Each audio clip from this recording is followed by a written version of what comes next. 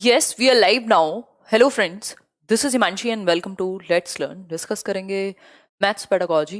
Basically maths pedagogy की जितने भी इंपॉर्टेंट टॉपिक्स हो सकते हैं 10 से 15 नंबर में आपकी पेडागोजी आती है। तो एक सेशन में हम जितना मैक्सिमम पॉसिबल है इंपॉर्टेंट चीज़ों को रिवाइज करना उतनी कोशिश करेंगे और उम्मीद रहेगी कि एटलीस्ट 10 नंबर तक आप इससे स्कोर कर पाएँ। बाकी आपकी पर्सनल जो मेहनत है वो भी कंट्रीब्यूट करेगी इस चीज़ में, है ना। स्टार्ट करते हैं फिर। सभी को गुड इवनिंग, नमस्कार, राम राम, सत श्री अकाल, अस्सलाम वालेकुम, what ever you feel connected with. Session अच्छा रहेगा, आपको समझ में आएंगी चीज़ें जिनको मैथ्स से डर लगता है। एटलीस्ट मैथ्स पेडागोजी में आप कुछ अच्छा स्कोर कर पाएँ, ऐसी कोशिश रहेगी, है ना। कि बेसिकली मैथ्स पेडागोजी है क्या, पढ़ाना कैसे है या मैथ्स को कैसे हम डिस्कस कर पाएंगे। कुछ चीज़ें छोटी छोटी बातें हैं, फिर लास्ट में कुछ क्वेश्चंस भी हैं। आसान सी चीज़ें समझ में आएंगी आपको, इस बात की पक्की गारंटी है। और कंप्लीट रिवीजन का मतलब वही होता है जो इम्पोर्टेंट है मेरे हिसाब से, वो मैं रिवाइज आपको कराऊंगी। इसके अलावा एक और गुड न्यूज़ है आप लोगों को देनी है कि हमने जो 4 दिन पहले CDP की 4 घंटे की मैराथन की थी, वो अपने आप में एक रिमार्क कह सकते हैं, उसको रिकॉर्ड कह सकते हैं कि 1 मिलियन व्यूज़ उस पर हो गए, यानी 10 लाख लोग 4 दिन में उसको देख चुके हैं, जो कि अपने आप में बहुत बड़ी बात है। ना तो उसमें कोई नाच गाना चल रहा है, ना उसमें कोई एंटरटेनमेंट है, और 4 घंटे तक एक व्यक्ति बोर्ड के सामने खड़ा होकर के डिस्कशन कर रहा है और आप लोग उसको देख पा रहे हैं। ये अपने आप में बहुत बड़ी बात है। और पूरी टीचिंग कैटेगरी में मुझे नहीं लगता आज तक, लगता क्या, फैक्ट भी है कि 4 दिन में किसी के 1 मिलियन व्यूज़ हुए हों किसी वीडियो पे। टीचिंग के स्पेसिफिकली ये सीटेट या टीचिंग कैटेगरी जो है, आपकी टीचिंग एग्जाम्स की अगर मैं बात करूँ, अपने आप में अमेजिंग बात है। और अमेजिंग अमेजिंग रिस्पॉन्स ये कह सकते हैं। लाइव व्यूअर्स रहे हों या कुछ भी रहा हो, बट ये अपने आप में बड़ी बात है। 10 लाख लोगों ने 4 दिन में देखा। पहले तो आप सभी को कॉन्ग्रेचुलेशंस और ढेर सारा प्यार, है ना। खैर, ये एक चीज़ है, ये सब चीज़ें चलती रहती हैं। मेरी कभी इंटेंशन हुई नहीं है, मुझे तो देख ही रहे हो आप, मैं खुद इतनी ज़्यादा मैंने लोड लिया हुआ है काम का कि 9:35 का सेशन कई बार 10 मिनट लेट भी हो जाता है। ऐसा नहीं है कि बहुत ज़्यादा, मतलब मैं इस होड़ में हूँ भाग दौड़ की, बट नेचुरली जैसे मैं कर पाती हूँ वैसे मैं करती हूँ और मज़ा आता है आप लोगों का रिस्पॉन्स देख के। शायद इसी चीज़ ने पिछले 4 से 4.5 साल तक चला करके रखी हैं चीज़ें। चलिए फिर स्टार्ट करते हैं आज का सेशन। मज़ा आएगा मैथ्स पेडागोजी सीखने में, है ना। एक भी सब्जेक्ट आप छोड़ के नहीं जा सकते हैं, है ना। फिर हम कल से क्वेश्चंस की प्रैक्टिस करेंगे और कल एक इम्पॉर्टेंट कुछ डिस्कशन भी करेंगे, ठीक है बात। चलिए स्टार्ट करते हैं। सेशन आपको पसंद आए, डिस्कशन आपको पसंद आए तो लाइक शेयर सब्सक्राइब आप बिना कहे कर दीजिएगा, है ना। और कह के कर लीजिएगा, जैसे भी मन करे आपका, जो मन करे, ठीक। जैसे ही सीटेट खत्म होता है हम यूपी टेट और रीट पे बात करना स्टार्ट करेंगे। सॉरी।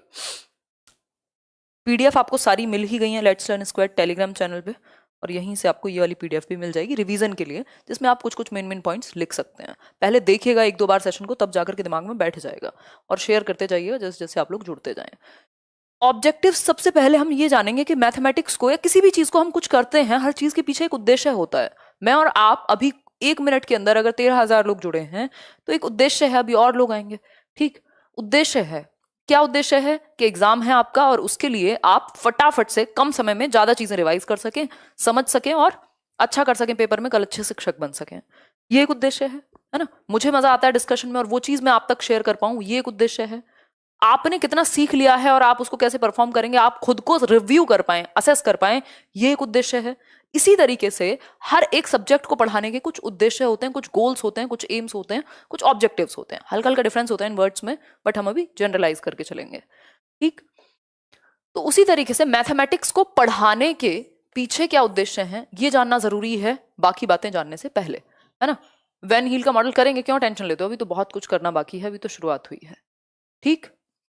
देखिए, मैथमेटाइजेशन पहला पहला और बहुत ही अमेजिंग, बहुत ही इंपॉर्टेंट, जो कि बार बार आपको देखने को मिला भी होगा एग्जाम में, mathematisation of the child's thought process. यानी बच्चे की जो चिंतन प्रक्रिया है उसको मैथमेटाइज किया जा सके, गणितीय बनाया जा सके। मतलब इसका मतलब क्या है, वो डेली लाइफ में, अपने विचारों में, आइडियाज में, अपनी थिंकिंग प्रोसेस में मैथमेटिकल थॉट्स को यूज कर सके, मैथमेटिकली सोच सके, रियल लाइफ में अप्लाई कर सके जो उसने कॉन्सेप्ट सीखे हैं, या जो भी मैथमेटिक्स उसकी डेली लाइफ में आसपास नजर आता है उसको वो एक्टिवली यूज कर सके। मतलब विचारों से उसके जुड़ जाए मैथमेटिक्स। और दूसरी चीज क्या है, मैथमेटिक्स में मैथमेटिक्स को बच्चे एंजॉय करने लगे। तो first is mathematisation of the child's thought processes. बच्चे की जो सोच है, उसकी जो चिंतन प्रक्रिया है, उसका हम मैथमेटाइजेशन कर सकें, उसके दिमाग में एक थॉट प्रोसेस एक्टिव हो सके मैथमेटिक्स या मैथमेटिकल इश्यूज या प्रॉब्लम्स को लेकर के। दूसरा, बच्चा एंजॉय करने लगे मैथमेटिक्स को, ऐसा नहीं है बोझ के रूप में समझे, अपने आप में इंटरेस्टिंग सब्जेक्ट है। यदि टीचर अच्छा मिल जाए आपको तो बहुत बड़ा रोल है इसमें टीचर का, मुझे ऐसा लगता है। और अगर मैं बात करूं, यही बात डेविड व्हीलर कहते हैं, शायद आपने कभी पेपर में देखा भी होगा। डेविड व्हीलर कहते हैं, David wheeler says bilingual, basically मैं आपको एक्सप्लेन करती हुई चलूंगी सारी चीजें, अगर आप समझने की दृष्टि से आए तो बिल्कुल समझ आएगा। डेविड व्हीलर कहते हैं कि भाई इट इज नॉट, हाँ, it is important to mathematise the child's thought process rather to know a lot of mathematics. मतलब आप बहुत ज्यादा मैथमेटिक्स जानते हो, सारे सवाल हल कर देते हो, इससे ज्यादा जरूरी है कि आपके थॉट में, आपकी थिंकिंग प्रोसेस में, आपकी प्रॉब्लम सॉल्विंग में मैथमेटिकल थॉट हो, मैथमेटाइजेशन हो। तो ये बात आप याद रख सकते हैं कि डेविड व्हीलर क्या कहते हैं कि भाई it is important to mathematise the thought process of the child rather to know a lot of mathematics, बजाय कि उसको बहुत ज्यादा मैथमेटिक्स आता हो, उसकी थॉट प्रोसेस मैथमेटाइज हो जाए, वो मैथमेटिकली सोचने लगे, रटना नहीं, थिंकिंग में आ पाए, नेचुरली वो कनेक्ट कर पाए लाइफ से। दूसरा पॉइंट देखिए, डन है ये। सेकेंड पॉइंट है making mathematics a part of child's life experience. ये तो एनसीएफ भी कहता है कि भाई आप क्लासरूम की नॉलेज को रियल लाइफ से कनेक्ट कर दीजिए, यानी वास्तविक जीवन से बच्चे के कनेक्ट कर दीजिए। किसको? क्लासरूम को। तो बेसिकली बच्चे के लाइफ एक्सपीरियंस का, उसके जीवन को जीने का अनुभव उसी में समाहित हो। किसमें? मैथ्स भी समाहित हो। जैसे भाई वो कहीं दुकान पे टॉफियां लेने गया है, अब मैथमेटिक्स तो हर जगह है लाइफ में, तो आप ऐसे ही कनेक्ट कर दें कि वो रियल लाइफ एक्सपीरियंस से जोड़ पाए अपने मैथमेटिक्स को। फिर है नेक्स्ट चीज, टू डेवलप लॉजिकल थिंकिंग। हम ये सब जानते हैं कि मैथमेटिक्स एकदम प्योर कहा जाता है इसको, मतलब लॉजिकल थिंकिंग पे, फैक्ट्स पे बेस्ड है, कहानियों पे बेस्ड नहीं है। या मैं कहूं तो इसमें बहुत सारे पर्सपेक्टिव नहीं हो सकते जैसे पेडागोजी में होते हैं, जिसकी वजह से बहुत सारे इश्यूज होते हैं आंसर कीज से लेकर के, और कॉन्फ्लिक्ट चलते रहते हैं। आपको लगता है ये आंसर होगा, वो आंसर होगा, क्योंकि पेडागोजी अपने आप में फैक्चुअल सब्जेक्ट नहीं है, वो फैक्ट्स पे कम बेस्ड है। अगर मैं कहूं, स्पेशली मैं चाइल्ड डेवलपमेंट वगैरह की बात कर रही हूँ, जिसमें बहुत सारे लोग हैं, बहुत सारे लोगों ने फैक्ट्स उसमें भी हैं, लेकिन बहुत सारे पर्सपेक्टिव शामिल हैं, बहुत सारे परिप्रेक्ष्य शामिल हैं, क्योंकि बहुत सारे थिंकर्स शामिल हैं जो अपने अपने विचार रखते हैं। ऐसे बहुत सारे लोग हैं जिनको जीवन भर से क्रिटिसाइज किया जा रहा है, बट उनको मान रहे हैं। वहां पे कॉन्ट्राडिक्शन है। मैथमेटिक्स में कॉन्ट्राडिक्शन बहुत ज्यादा नहीं है, हम कह सकते हैं प्रूवन चीजें हैं। तो कह सकते हैं कि लॉजिक पे चलता है मैथमेटिक्स। बच्चे की थिंकिंग को हम लॉजिकल बना सकें, तर्कपूर्ण बना सकें, ताकि वो जस्ट एक्सेप्ट ना कर ले चीजों को, अंधविश्वासों को। वो उसमें अपना तर्क लगाए, वो उसमें अपनी सोच लगाए, उसके पास फैक्ट्स हों, प्रूव करे, चीजों के कंक्लूजन तक जाए, और हायर लेवल या higher order thinking skills develop करे। मतलब उसका दिमाग का जो लेवल है या जो मेंटल स्किल्स हैं वो बेहतर हो, उसकी लॉजिकल थिंकिंग बेहतर हो। अच्छा, लॉजिकल थिंकिंग जिसकी बेहतर होगी, कौन सा ब्रेन एक्टिव होगा? लेफ्ट के राइट? रोज बताती हूं मैं ये बात, ऐसे ही फन के लिए। जल्दी बताओ, फटाफट से बताओ, जल्दी बताओ, जल्दी। लेफ्ट ब्रेन यानी बायां भाग एक्टिव होगा, ठीक है। मैं हिंदी में ट्रांसलेट करते हुए चलूंगी, दुखी मत हो, परेशान मत हो, है ना। दोबारा समझोगे, दोबारा देखोगे वीडियो, समझ में आएगा। देखो, children understand the basic structure of mathematics. जो बच्चे हैं वो बेसिक स्ट्रक्चर, जो बिल्कुल बेसिक प्रमुख संरचना है मैथमेटिक्स की, गणित की, उसको समझ पाए कि काम कैसे करता है। जैसे अर्थमेटिक्स, जिसको हम अंक गणित कहते हैं, एलजेब्रा जो कि बीज गणित की समझ है, जियोमेट्री ज्यामिति, और ट्रिग्नोमेट्री त्रिमिति, आई थिंक त्रिकोणमिति कहते थे, है ना। तो ये सारे जो कॉन्सेप्ट्स हैं, ये जो स्ट्रक्चर हैं, संरचनाएं हैं मैथमेटिक्स के रिलेटेड टॉपिक्स की, वो समझ सकें, एक बेसिक स्ट्रक्चर उनके दिमाग में आ जाए। ये सारी बातें हैं। अब हमने दो तीन चीजें यहां पढ़ी कि ऑब्जेक्टिव्स किस लिए बनाए जाते हैं। एक तो मैथमेटाइज कर पाए हम बच्चे के थॉट को, उसकी रियल लाइफ से जोड़ पाए, उसके एक्सपीरियंस से जोड़ पाए, उसकी थिंकिंग को तर्कपूर्ण यानी लॉजिकल बना पाए, और बच्चा एंजॉय करे मैथमेटिक्स को, बजाय कि फियर यानी डर उसके अंदर पैदा हो, ठीक है। और बेसिक स्ट्रक्चर्स उसके दिमाग में बन पाए। बहुत ही अमेजिंग सी बात, जॉर्ज पॉलिया कहते हैं। जॉर्ज पॉलिया एक व्यक्ति हैं, जैसे डेविड व्हीलर के बारे में मैंने आपको बताया था कि बहुत ज्यादा गणित जानने से ज्यादा जरूरी है कि बच्चे की जो थिंकिंग है वो मैथमेटाइज्ड हो। जॉर्ज पॉलिया कहते हैं there are two aims of teaching mathematics, यानी दो उद्देश्य हैं मैथ्स को पढ़ाने के स्कूल लेवल पर। एक है नैरो एम और दूसरा है हायर और ब्रॉड एम्स। नैरो होता है संकुचित, और हायर या ब्रॉड का मतलब है व्यापक। तो अगर मैं बात करूं नैरो एम्स की, तो इसको हम कह सकते हैं संकुचित उद्देश्य कह लीजिए आप। और अगर मैं बात करूं हायर या ब्रॉड एम्स की, तो इसको हम व्यापक कह सकते हैं। जैसा कि आप समझ रहे हैं, लोग भी ऐसे ही होते हैं ना, बहुत सारे लोग संकुचित बुद्धि के होते हैं, उनकी जो दुनिया है वो उसी में मग्न है, वो एक भी चीज एक्स्ट्रा एक्सेप्ट नहीं कर सकते। आज मैं देख रही थी, बड़ा फेसबुक ग्रुप पे किसी ने कुछ डाला हुआ था, वो एक पोस्ट थी, मैं सुना भी रही थी, वो यहाँ नहीं सुना पाऊंगी, बड़ा अजीब सा था।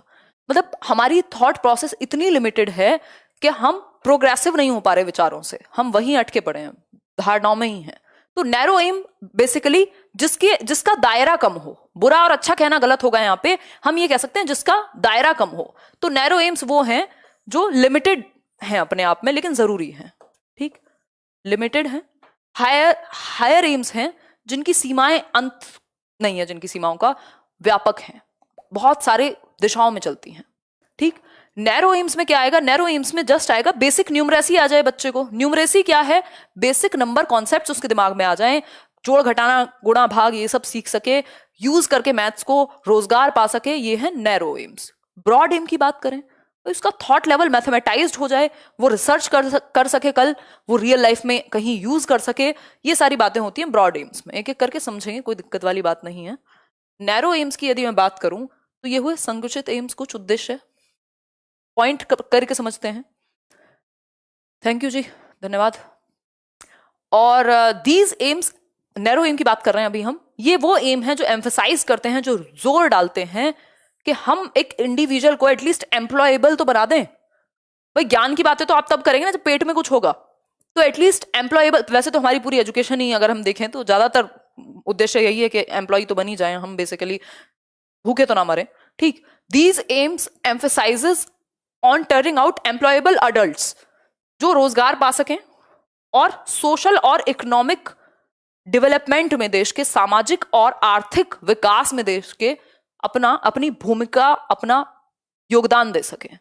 तो बेसिकली नैरो एम ये कहता है कि ऐसे एम्प्लॉयबल अडल्ट्स हम जनरेट कर दें जिनको बेसिक अकाउंटिंग आती हो, मैथमेटिक्स आती हो, जो समाज और आर्थिक स्थिति को बेहतर बना सकें, देश के डेवलपमेंट को आगे ले जा सकें। तो एम्प्लॉयबल या एम्प्लॉयमेंट पहला उद्देश्य हुआ। This is related to numerical operations. अब ये कैसे काम करेगा, ऑब्वियसली आपको न्यूमेरिकल ऑपरेशंस आने चाहिए, भाई जोड़ घटाना गुणा भाग, मेजरमेंट, फ्रैक्शन, परसेंटेज, क्योंकि इनकी डेली लाइफ में या ज्यादातर सब जगह पे रोजगारों में जरूरत पड़ेगी। एक बेसिक जो दुकान खोल करके बैठा है शॉपकीपर, पकौड़े वाले को भी जरूरत है भाई, उसको भी जरूरत पड़ेगी, परसेंटेज की भी पड़ेगी, उसको एडिशन की भी पड़ेगी, उसको मल्टीप्लिकेशन की भी पड़ेगी, उसको पूरा हिसाब रखना है, हो सकता है उसका हिसाब मुझसे और आपसे ज्यादा अच्छा हो, ठीक। तो ये न्यूमेरिकल ऑपरेशंस नैरो एम के अंदर आते हैं, सिकुड़ता हुआ नैरो कह सकते हैं। Thus, the limited aim of mathematics is to develop useful abilities, वो abilities जो रियल लाइफ में या लाइफ एक्सपीरियंसेस में लोगों के ज्यादा काम आती हैं, जो वो डेली लाइफ में यूज कर पाए। बेसिक कैलकुलेशंस कह सकते हैं, बेसिक कैलकुलेशंस कह सकते हैं, है ना। यहां तक की बात समझ में आ रही है? समझ में आ रही है तो लाइक शेयर करके बता ही देना, है ना। ऐसे 3 बार कहने का उद्देश्य रखा हुआ है, 2 बार कह चुकी हूं, देखो एक बार। नेक्स्ट है ब्रॉड एम्स, यानी व्यापक उद्देश्य। व्यापक उद्देश्य की यदि मैं बात करूं, व्यापक उद्देश्य यानी ब्रॉड एम्स कौन से हो सकते हैं भाई, जिनकी जो सीमाएं हैं वो अंत नहीं है उनका कुछ, वो कह सकते हैं कि एक बड़े ऑब्जेक्टिव को या बड़े परिप्रेक्ष्य में एक ब्रॉड व्यू से देखते हैं चीजों को। जैसे कि बच्चे जो है वो मैथमेटिकली सोच सके, कहां से कौन सी थियरम आई, प्रूव कैसे होती हैं चीजें, कहां पे कैसे अप्लाई होंगी, कुछ रिसर्च कैसे नई होंगी, कैसे आप नई नई डिस्कवरी करेंगे। बेसिकली उसके थॉट में मैथमेटिक्स आ सके, थिंकिंग प्रक्रिया में मैथमेटिक्स घुस सके, लॉजिकल डिस्कशन वो कर सके चीजों पे, तर्कपूर्ण उसकी सोच हो, लॉजिकल कंक्लूजन्स निकाल सके, जो बिलीफ्स हैं, जो कुछ मान ली गई चीजें हैं, उनका लॉजिकल कंक्लूजन क्या है, उनका निष्कर्ष क्या है, तर्कपूर्ण ढंग से जब हम देखते हैं, सिर्फ मान तो नहीं लिया है हमने कि थर्सडे को कपड़े धोएंगे तो प्रॉब्लम हो जाएगी। नेक्स्ट है अंडरस्टैंड एब्स्ट्रैक्टनेस। मैं नहीं कह रही हूं, I am just questioning the thing, है ना। अंडरस्टैंड एब्स्ट्रैक्टनेस यानी अमूर्तता को समझ सके। मूर्त चीज को समझना आसान है, कॉन्क्रीट जिसको हम कहते हैं 7 से 11 वर्ष में ही समझ आ जाती है कॉन्क्रीट ऑब्जेक्ट्स की, बट अमूर्तता जो है, जो सामने नहीं दिख रही, उस चीज की डिस्कवरी हम कर पाए, उस चीज को हम सोच पाए, तो एब्स्ट्रैक्टनेस को हम समझ पाए, सॉल्यूशन फाइंड आउट कर पाए किसी एक समस्या का, प्रॉब्लम का, प्रॉब्लम सॉल्विंग हमारे अंदर डेवलप हो, ये अपने आप में बड़ी चीज है। ठीक है, कोई बफरिंग नहीं है यहां से। 18,610 लोग अभी भी हैं। अब एनसीएफ क्या कहता है इसके बारे में, जो कि इंपॉर्टेंट है भाई, एक आध क्वेश्चन तो आता ही है। अगर मैं बात करूं एनसीएफ क्या कहता है, प्राइमरी लेवल पर क्या उद्देश्य होने चाहिए, क्या चीजें होनी चाहिए जो महत्वपूर्ण है बच्चे के लिए, जो महत्वपूर्ण है। ब्रॉड तो बहुत ज्यादा क्या ही पूछेगा, भास्कर कह रहे हैं, बहुत बढ़िया। देखिए, तो हम कह सकते हैं एंश्योरिंग न्यूमरेसी, बच्चे में बेसिक जो नंबर की समझ है वो आ सके, कैलकुलेशन से लेकर के बेसिक कैलकुलेशंस डेली लाइफ में जो यूजेज वाली हैं वो कर सके। ये एक इंपॉर्टेंट चीज है, बेसिक न्यूमरेसी डेवलप होना। यूनिवर्सलाइजेशन ऑफ एलिमेंट्री एजुकेशन के अंदर यूईई कहते हैं इसको, यूईई, यूनिवर्सलाइजेशन ऑफ एजुकेशन, मतलब सार्वभौमिकरण कर सके हम शिक्षा का, सब तक पहुंच सके शिक्षा, 6 से 14 वर्ष के बीच के बच्चों का फंडामेंटल राइट बन सके। 86वें संविधान संशोधन में ये चीज पास हुई थी, इंडिपेंडेंस के टाइम से ही इस चीज को बढ़ावा दिया जा रहा था। ठीक है, तो हम कह सकते हैं कि न्यूमरेसी आ जाए, बेसिकली वो मैथमेटिक्स को जितना जरूरत है लाइफ में यूज करना सीख लें। ये मैथमेटिक्स कहता है प्राइमरी लेवल पे, प्राइमरी लेवल पे बेसिक कैलकुलेशन, बेसिक न्यूमरेसी उनमें आ जाए। जैसे इंग्लिश में होता है कि भाई बेसिक प्रोफिशिएंसी उनकी लिसनिंग, स्पीकिंग, रीडिंग, राइटिंग में डेवलप हो जाए। At this level progression should be from concrete to abstract. This is important, बहुत बार पूछा है घुमा घुमा के, और प्याजे से भी कई बार पूछ लेता है घुमा करके। इस लेवल पर यानी प्राइमरी लेवल पे, 1st to 5th के लेवल पे बच्चे की जो प्रोग्रेशन है वो कॉन्क्रीट यानी मूर्त से अमूर्त की ओर जाए, मूर्त से अमूर्त की ओर, यानी उसको टच एंड फील मटेरियल, जिन चीजों को वो देख सके, टच कर सके, फील कर सके, उससे वो धीरे धीरे शिफ्ट करने लगे अमूर्त की तरफ। तो हम कॉन्क्रीट चीजों के थ्रू समझाने की कोशिश करते हैं। मान लीजिए बच्चों को कुछ समझ नहीं आ रहा, एडिशन में प्रॉब्लम है, तो आप कोई ऑब्जेक्ट ले सकते हैं, 2 + 2 दिखा सकते हैं, अच्छा ये 6 पेन थे मीना के पास और 2 उससे और ले लिए, कितने हो गए। तो ये कॉन्क्रीट ऑब्जेक्ट्स के थ्रू, आपने बचपन में देखा होगा हम क्या करते थे जब बहुत छोटे से थे, 3 4 5 6 और साथ में 4 जोड़ने हैं, तो ये 3 7 ये बन गए, 1 2 3 4, अब सारे गिन लेते थे, याद होगा किसी को तो ये 11 हो गए टोटल। मतलब ये कॉन्क्रीट ऑब्जेक्ट है, मतलब कॉन्क्रीट टू एब्स्ट्रैक्ट जा सके। तो बच्चा पहले कॉन्क्रीट चीजें सीखता है जिनको वो देख सके, टच कर सके, फील कर सके। तो इनके थ्रू पहले कॉन्क्रीट चीजें, मूर्त चीजें जिनको वो देख सकता है, टच कर सकता है, फील कर सकता है, उसके बाद हायर लेवल चीजें अमूर्त। अमूर्त का मतलब है जो सामने ना हो, जो विचारों में हो, जिसको फील ना किया जा सके, जिसपे सोचा जा सके। ठीक है बात? अपसेट लग रही हूं, अच्छा पता नहीं यार, एनर्जी की थोड़ी कमी है आज। मुझे भी नहीं यकीन था कि 5 दिन मैराथन चल जाएगी, मतलब जैसा बहुत अच्छी तबीयत चल नहीं रही थी, अभी भी हाल वही है। नेक्स्ट है एनकरेज नॉन नंबर एरियाज, ये इंपॉर्टेंट है। नॉन नंबर एरियाज पे हम बेसिकली ज्यादा फोकस करते हैं प्राइमरी लेवल पे। कैसे? इंपॉर्टेंट टॉपिक्स हैं बट आज के, मेरे मूड को छोड़ दीजिएगा, यहां पे ध्यान दीजिएगा।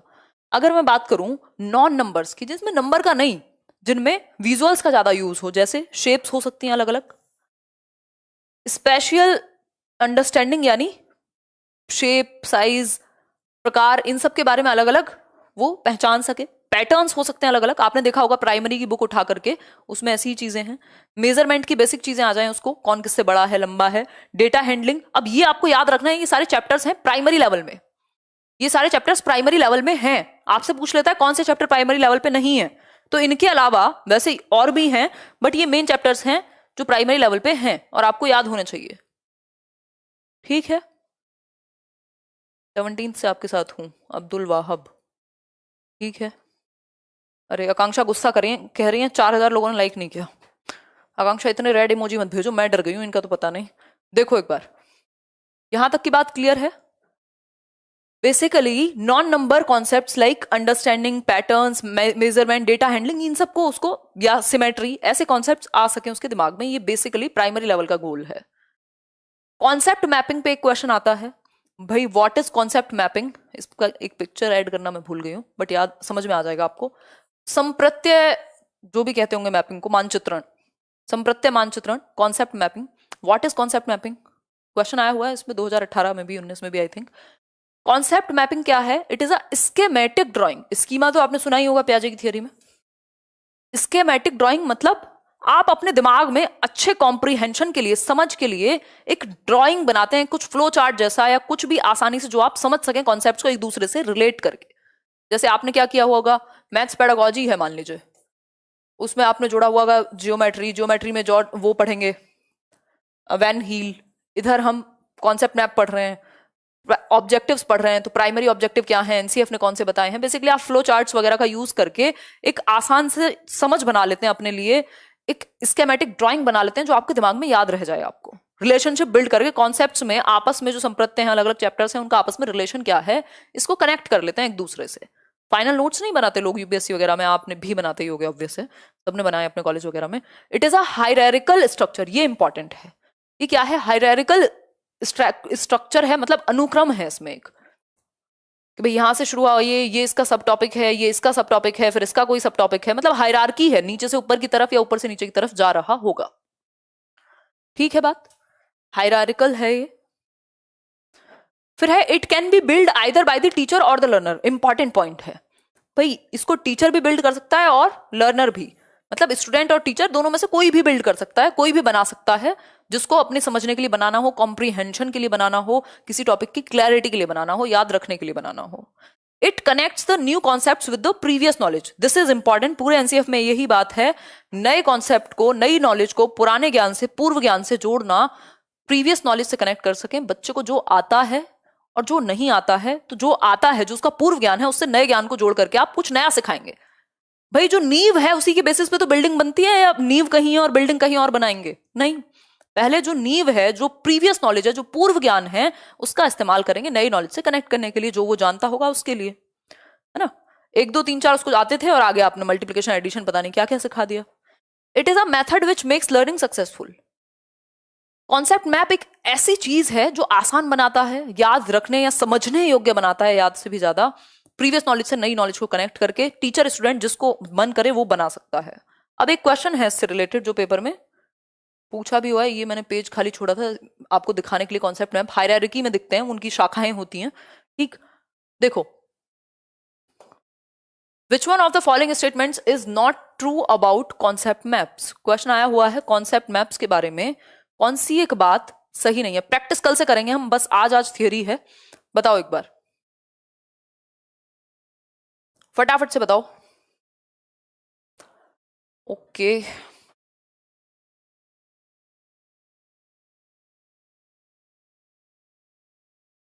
यार ये माइक मिश्रा जी हमारे पता नहीं कब चेंज कराएंगे, इसे लगाते ही सर में दर्द होता है। देखो एक बार आंसर करो फटाफट से। बी ऑप्शन, बी ऑप्शन मतलब concept map should be constructed by teachers only. ये बात गलत है, क्योंकि अभी हमने पढ़ा था कि it can be constructed by teachers, either bye teacher और स्टूडेंट, बच्चा भी बना सकता है और टीचर भी बना सकता है। कॉन्सेप्ट मैप कोई बहुत बड़ी बात इसमें नहीं है, लेकिन ये कह रहे हैं सिर्फ टीचर ही बनाएगा, ये बात गलत है। बाकी की 3 बातें तो सही होंगी, उनको भी तो जान सकते हैं हम इन्हीं ऑप्शंस से। जब प्रीवियस ईयर कर रहे होते हैं तो इनको ध्यान से पढ़ा कीजिए बाकी के ऑप्शंस को। Concept maps represent a collection of interconnected concepts and links between them. बिल्कुल सही बात है, इंटरकनेक्टेड, एक कॉन्सेप्ट दूसरे से कैसे जुड़ा हुआ है, इन सब चीजों को दिखाता है। Concept maps are hierarchical in nature, ये मैथ्स में ही नहीं हर सब्जेक्ट में बनाए जाते हैं। हायरार्किकल होते हैं, अभी हमने पढ़ा था, मतलब हायरार्की में होते हैं, नीचे से ऊपर जाते हैं, शाखाएं निकलती जाती हैं। Concept maps help in linking prior knowledge, पूर्व ज्ञान से नई नॉलेज को जोड़ने में बड़ी हेल्प करते हैं, क्योंकि जो आप जानते थे उसमें एक और शाखा लगा ली आपने, एक और हायरार्की जोड़ दी कि अब इससे ये कनेक्टेड है, इस पे ये बेस्ड है, इस पे ये बेस्ड है। ठीक, नॉट लिखा हुआ है इसलिए क्वेश्चन को ध्यान से करेंगे। ये आपका फेवरेट है, ज्योमेट्रिकल थिंकिंग यानी ज्यामितीय विचार पे एक थियोरी है जो कि इंपॉर्टेंट है, वैन हीले की, वैन हील भी कह देते हैं इनको हम, वैन हील की थियोरी है ज्योमेट्रिकल थॉट या ज्योमेट्रिकल थिंकिंग की, ज्यामितीय विचार की। ठीक है, क्या नाम है इनका? Van Hiele. इनके हमारे लिए बेसिकली 4 लेवल हैं, वैसे आप 0 से काउंट करेंगे तो 5 लगेंगे, बट हम 0 लेवल से काउंट करते हैं, आसानी रहती है और कॉन्सेप्चुअल भी है। आपको सिर्फ 3 याद रखने हैं, मतलब 4 याद रख लोगे तो बहुत ज्यादा हो जाएगा, पेपर 2 के लिए भी हो जाएगा, नहीं तो प्राइमरी के लिए यहां तक ही रहेगा तो भी चलेगा। ठीक, समझ लेते हैं, आसान सी चीज है, समझ लेते हैं फटाफट से। अगर मैं बात करूं यहां, दिस इज समथिंग, देखो एक बार दिख रहा होगा, बिल्कुल क्लियरली दिख रहा होगा मेरे ख्याल में, समझते जाओ। पहला 0 लेवल है विजुअलाइजेशन, पहला ही लेवल मान लो आप इसको, 0 है। नंबर क्या है? 0। विजुअलाइजेशन, विजुअलाइजेशन क्या होता है? आपने सोचा, विजुअलाइज किया कि आप उत्तराखंड में हैं, है ना, पहाड़ हैं, नदी बह रही है सामने, आप वो डाल के बैठे हुए हैं पहाड़ों में, जो वो मूढ़े मिलते हैं, है ना, हवा चल रही है, ऐसे पानी को टच किया आपने, बहुत बर्फ से जैसा पानी है, विजुअलाइज कर रहे हैं आप, आंखों से देख रहे हैं, है ना। तो विजुअलाइजेशन जो है, आंखों से नहीं तो मतलब प्रॉपर आप अभी कल्पना कर रहे हैं और हो सकता है सामने आपके बिल्कुल वो चीज प्रेजेंट हो। विजुअलाइजेशन का सिंपल मतलब है आप शेप्स को देखने के बेसिस पे शेप्स पहचान लेते हैं, भाई ये भी है, ये भी है, एक इस तरीके की कुछ कुछ शेप्स होती हैं, आप ये देख सकते हैं।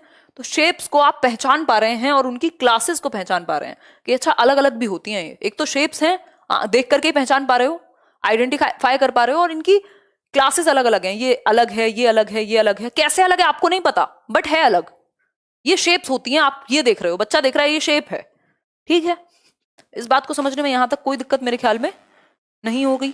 जय हिंद अंकित सिंह जैकमैन, ठीक भाई, समझने में कोई दिक्कत नहीं होगी ना। शेप्स को आपने अलग अलग शेप देख ली, देखा आपने, अच्छा अलग अलग शेप्स हैं, आपको प्रॉपर्टीज का नहीं पता कि इसमें आपकी ऑपोजिट साइड्स इक्वल होती हैं, रेक्टेंगल कहलाएगा, आयत कहेंगे, या वर्ग है तो चारों जो साइड हैं वो इक्वल होंगी, कुछ नहीं पता आपको। आपको सिंपल पता है ये अलग दिख रही है, ये अलग दिख रही है। आपने क्लासेस पहचान ली, देख करके इनको अलग अलग क्लास में आपने देख लिया, शेप्स को अलग अलग क्लास में रख दिया, क्योंकि आपकी नजर जा रही है और आपको पता लग रहा है एक दूसरे से अलग है, ठीक है। तो ये हुआ विजुअलाइजेशन। जैसे ही आप इसके नेक्स्ट लेवल पे जाएंगे, जहां से सबसे ज्यादा क्वेश्चन पूछे जाते हैं, एनालिसिस। अब यहां क्लासेस ऑफ शेप्स तो आपको पता ही थी कि इनमें अंतर होता है, लेकिन इनकी प्रॉपर्टीज क्या हैं ये भी आप जान पाएंगे। तो एनालिसिस के लेवल पे आप प्रॉपर्टीज से भी जान पाते, प्रॉपर्टीज को भी जान पाते हैं। कैसे? अब आपको पता है भाई ये क्या है, वर्ग है या फिर स्क्वायर है, तो 4 साइड्स इक्वल होंगी, ये इसकी प्रॉपर्टी है, ये इसकी प्रॉपर्टी है कि 4 साइड्स आर इक्वल। अगर रेक्टेंगल की बात कर रहे हैं तो आपको पता होगा इसकी प्रॉपर्टी है ऑपोजिट साइड्स आर इक्वल, है ना। ये क्या है, प्रॉपर्टी हुई इसकी, है ना।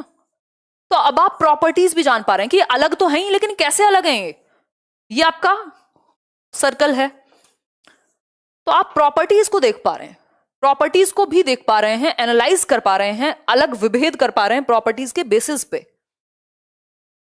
एक बार स्क्रीन बिल्कुल क्लियर है, एक बार रिफ्रेश करके देखो, ठीक है। अब ये बहुत इंपॉर्टेंट है, पहले आप देख करके अलग अलग समझ पा रहे थे कि ये अलग अलग शेप है, आपकी नजर गई, आपने देख लिया, लेकिन अब आपको प्रॉपर्टीज भी पता है, एनालाइज कर पाते हैं आप, एनालिसिस कर पाते हैं ये इससे कैसे अलग है। तो कैसे अलग है आपको पता है, इसकी चारों साइड इक्वल है, इसकी सिर्फ 2 होती हैं ऑपोजिट वाली। तो अब आप प्रॉपर्टीज को देख के एनालाइज कर पा रहे हो, दैट इज इंपॉर्टेंट। यहां तक की बात समझ में आ गई हो तो बता दो, नहीं आई हो तो बता दो, फटाफट से बताओ, जल्दी आंसर करो। आगे आज तभी बढ़ेंगे जब ये समझ में आ जाएगा, बताओ फटाफट।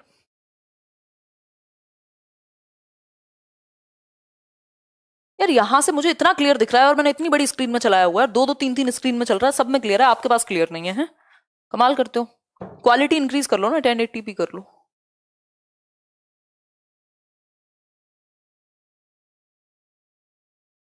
ये बात क्लियर है, यहां सिर्फ आप देख पा रहे थे, अंतर कर पा रहे थे, लेकिन यहां आपको प्रॉपर्टीज पता है, उनके बेसिस पे अंतर कर पा रहे हैं एनालिसिस के लेवल पे। ये 0 था, ये फर्स्ट लेवल है। सेकंड है इनफॉर्मल डिडक्शन। इसमें क्या है, प्रॉपर्टीज तो यू ऑलरेडी नो, एनालिसिस में पता लग गई थी। अब आपको एक चीज और ऐड हो जाएगी, आप रिलेशन भी जान पाओगे उन प्रॉपर्टीज के अंदर कि ये बनती कैसे है, इनका फॉर्म क्या है, आपस में रिलेशन क्या है इन प्रॉपर्टीज का। 2 साइड्स हैं तो क्यों अलग हैं, क्यों सेम है, बना कैसे, फॉर्मूला कहां से आया, ये सारी चीजें। डिडक्शन में क्या है, ये जरूरत नहीं है वैसे, आप यहीं तक कीजिए, कोई दिक्कत नहीं है। इसमें आप प्रूव कर सकते हैं थ्योरम्स से लेकर के और चीजें, बट इतनी 3 चीजें आपको याद रहेंगी, आपका नंबर आ जाएगा, कोई दिक्कत वाली बात ही नहीं है। ये ऊपर के जो है वो प्राइमरी लेवल से ऊपर चले जाते हैं, ये शुरुआत के 3 इंपॉर्टेंट हैं, ठीक, क्लियर है। आगे बढ़े, ये इसकी डिस्क्रिप्शन है जो आपको पीडीएफ में मिल जाएगी और आपको समझने में मदद करेगी। क्या हो क्या रहा है, ये अपनी मर्जी से क्यों चल रहा है भाई। देखो यहाँ पे ये 0 लेवल से पढ़ना है इसको, 0 1 2 3, इस चार्ट में नंबरिंग अलग है, बाकी एक्सप्लेनेशन बिल्कुल अप टू द मार्क है, खुद पढ़ लीजिएगा इसको, अभी समझा ही दिया मैंने। फिर से अगर समझना हो तो विजुअल की अगर हम बात करें तो बच्चा अपीयरेंस के बेसिस पे जैसे ही उसको दिखती है कोई शेप, वो बता देता है कि ये है, ये है, ये है, गोल है, उसके लिए ये भी गोल है, उसके लिए ये भी गोल ही है, ओवल भी, उसको समझ में ज्यादा नहीं आता, ठीक।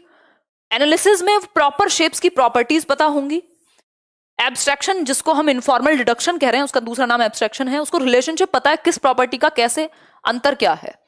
फिर है डिडक्शन, इसमें लॉजिकल रीजनिंग आ जाएगी, 7 वर्ष के बाद वाली स्टेज है।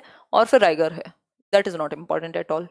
अब एक क्वेश्चन सॉल्व कर लीजिए, पेपर 1 को टारगेट कर रहे हैं हम बाय द वे। क्वेश्चन है according to the Van Hiele's at which level of geometrical thinking, यानी किस लेवल पे ज्यामितीय सोच के या चिंतन के बच्चे असेस कर पाएंगे, आकलन कर पाएंगे प्रॉपर्टीज का, या प्रॉपर्टीज के बेसिस पे आकृतियों के संग्रहों के गुणों के बारे में जान पाएंगे। बताइए, आंसर कीजिए। आंसर एनालिसिस, एग्जैक्टली भाई, एनालाइज कर पाएंगे प्रॉपर्टी के बेसिस पे, जो उसकी प्रॉपर्टी है, जो विशेषताएं हैं हर एक शेप की, उसके बेसिस पे। ठीक है बात। विजुअलाइजेशन में तो जस्ट वो उनको जैसे ही दिखता है सामने अपीयरेंस के बेसिस पे एक जैसा या अलग अलग बता देंगे बस। ठीक, तो एनालिसिस इसका सही आंसर होगा। आगे बढ़ जाएंगे। एक और क्वेश्चन, अच्छा एक क्वेश्चन आपसे ये पूछ लेता है कि वैन हील ने किसके बारे में बेसिकली अपनी थियोरी दी है, तो आप क्या कहेंगे बताओ, वन वर्ड में बताओ। Van Hiele gave his theory about, जल्दी बताओ जल्दी, मजाक की बात है नहीं, आज 5वां दिन है आपकी मैराथन का। वैन हील कितना ज्योमेट्रिकल थिंकिंग की थियोरी है, ज्योमेट्रिकल थॉट पे बेस्ड है, ज्यामितीय विचार पर, ज्योमेट्रिकल थिंकिंग पे बेस्ड है इनकी ये पूरी थियोरी, या ये जो लेवल्स हैं इनके, ये ज्यामितीय विचार पे बेस्ड है। याद रहेगी ना ये बात। आगे बढ़ते हैं, वापस से आते हैं क्वेश्चन पे। पढ़िए question, identify a desirable practice for teaching geometry at primary level. भाई प्राथमिक स्तर पर ज्योमेट्री पढ़ाने के लिए किस चीज का कौन सी प्रैक्टिस आपको पसंद आएगी। पहला ऑप्शन है geometry at primary level should be limited to recognition of basic simple shapes, सिर्फ बेसिक सिंपल शेप्स को, साधारण शेप्स को पहचान ले बच्चा। या फिर the teacher should begin by giving clear definitions of simple shapes and showing examples, यानी शुरुआत जो करनी चाहिए वो डेफिनेशन से करनी चाहिए। जी नहीं, कभी नहीं, कदापि नहीं। Children should be given ample opportunities to develop an intuitive understanding. आपको याद आ रही होगी एक प्यारी सी बात कि बच्चा एक्टिव है तो ज्यादा संभावना है उत्तर होगा। डेवलपिंग एक्सटेंसिव ज्योमेट्रिक वोकैबुलरी, यार वोकैबुलरी एक्सटेंसिव मतलब पता नहीं कौन से प्रयोग कर करके वो एक्स्ट्रा वर्ड्स भी उनको पता लग जाएंगे, वो कौन सी नॉवेल्स पढ़ रहे हैं या कौन सी थियोरीज पढ़ रहे हैं गूगल से। तो एक्सटेंसिव वोकैबुलरी का तो कोई मतलब ही नहीं है यहाँ पे, बेसिक उसको कॉन्सेप्ट समझ में आना चाहिए। लिमिटेड रिकॉग्निशन, लिमिटेड नहीं रखना कि सिर्फ बेसिक शेप्स तक। इससे बेहतर ऑप्शन हमारे पास है कि आप बच्चों को एम्पल अपॉर्चुनिटीज दें, भरपूर मौके दें क्या करने के, कि उनकी जो इंट्यूटिव अंडरस्टैंडिंग है स्पेस को लेके, चीजों को लेके, शेप को लेके, साइज को लेके, आकार को लेकर, वो उनको देखें। अगर वो पेड़ देख रहे हैं तो उसकी भी शेप देख पा रहे हैं, है ना। तो उनकी इंट्यूटिव जो सहज आंतरिक अंदर से आ रही है उसको बढ़ावा दें कि उन्होंने कितना ऑब्जर्व किया दुनिया को। आगे बढ़ते हैं। सिमेट्री एक कॉन्सेप्ट है जो प्राइमरी लेवल पे पढ़ाया जाता है। What is symmetry? Symmetry basically एक ऐसा कॉन्सेप्ट है, अगर हम इसकी परिभाषा देखना चाहें तो the quality of being made up of exactly similar parts. बिल्कुल सेम होगा, जैसे कि आप डिवाइड करेंगे फेसिंग ईच अदर, एक दूसरे को फेस कर रहे हो एक जैसे पार्ट्स, या तो सामने आमने सामने, या फिर अराउंड एन एक्सिस। एक्स होता है ना, एक्स एक्सिस और वाई एक्सिस, एक्स और वाई, ठीक। अराउंड द एक्सिस, चाहे तो हम ऐसे कट करें चाहे तो ऐसे कट करें, सिमिलर आना चाहिए जो पोजीशन है या जो शेप है। जैसे फॉर एग्जांपल ये एक ट्रायंगल है, इसको अगर बीच से कट किया जाए तो क्या ये एक दूसरे के ऊपर फोल्ड होके लग जाएंगे बिल्कुल एक जैसे, या नहीं? बिल्कुल लग जाएंगे, आइसोसेलेस ट्रायंगल है, ठीक है। ये इसका एग्जांपल हुआ। और अगर मैं बात करूं, आसपास कोई चीज नहीं दिख रही, ग्लास तो सिमेट्रिकल होगा नहीं, यही हो सकता है डब्बा। अगर इसको कट कर दिया जाए, इसको कट कर दें, अगर हम, फोन का डब्बा है, ज्यादा दिल पे मत ले जाना, कट कर दें, अगर बीच से यहां से कट कर दें तो फ्लैप हो जाएगा, बिल्कुल कोई दिक्कत नहीं है इसमें, है कि नहीं? ठीक है। ये पेन नहीं है, अगर इसको बीच से कट किया जाए तो सिमेट्रिकल बनेगा अराउंड द एक्स। अगर इसको बीच से कट किया जाए तो बिल्कुल दोनों साइड सेम आएंगी, लेकिन अगर ऐसे कट कर दिया जाए तो यहां से अलग है, यहां से अलग है शेप। समझ पा रहे हो बात को? अब ये बहुत सारे लेटर्स में भी होती है, वो आपको पहचाननी होती है कि ए में सिमेट्री है कि नहीं, बी में सिमेट्री है कि नहीं, है ना। मतलब अगर आप फोल्ड करें या कट करें अराउंड द एक्सिस तो सेम आए दोनों तरफ से शेप आपकी। जैसे ये है लाइंस ऑफ सिमेट्री है आपकी, ये आप देख पा रहे हो। स्क्वायर में भाई स्क्वायर को तो आप कैसे भी काट पीट दो, वो तो चारों तरफ से सेम ही है, तो बिल्कुल सेम ही आएंगी। तो कितनी लाइन ऑफ सिमेट्री है स्क्वायर में? 4 लाइंस ऑफ सिमेट्री। रेक्टेंगल में 2, रोम्बस में 2। ये आप पढ़ लीजिएगा, कोई बहुत ज्यादा रट्टे लगाने की जरूरत नहीं, बेसिक आपको समझ होनी चाहिए। पूछने को कभी ना पूछे और पूछने को कभी भी पूछ ले। जैसे ये कौन से लेटर सिमेट्रिकल हैं देखिएगा बैठ के। फिर एक और टॉपिक है टेसिलेशन। टेसिलेशन को चौकोर कह लीजिए या जो आप कहना चाहें, चटाई वटाई जैसे कहना चाहें।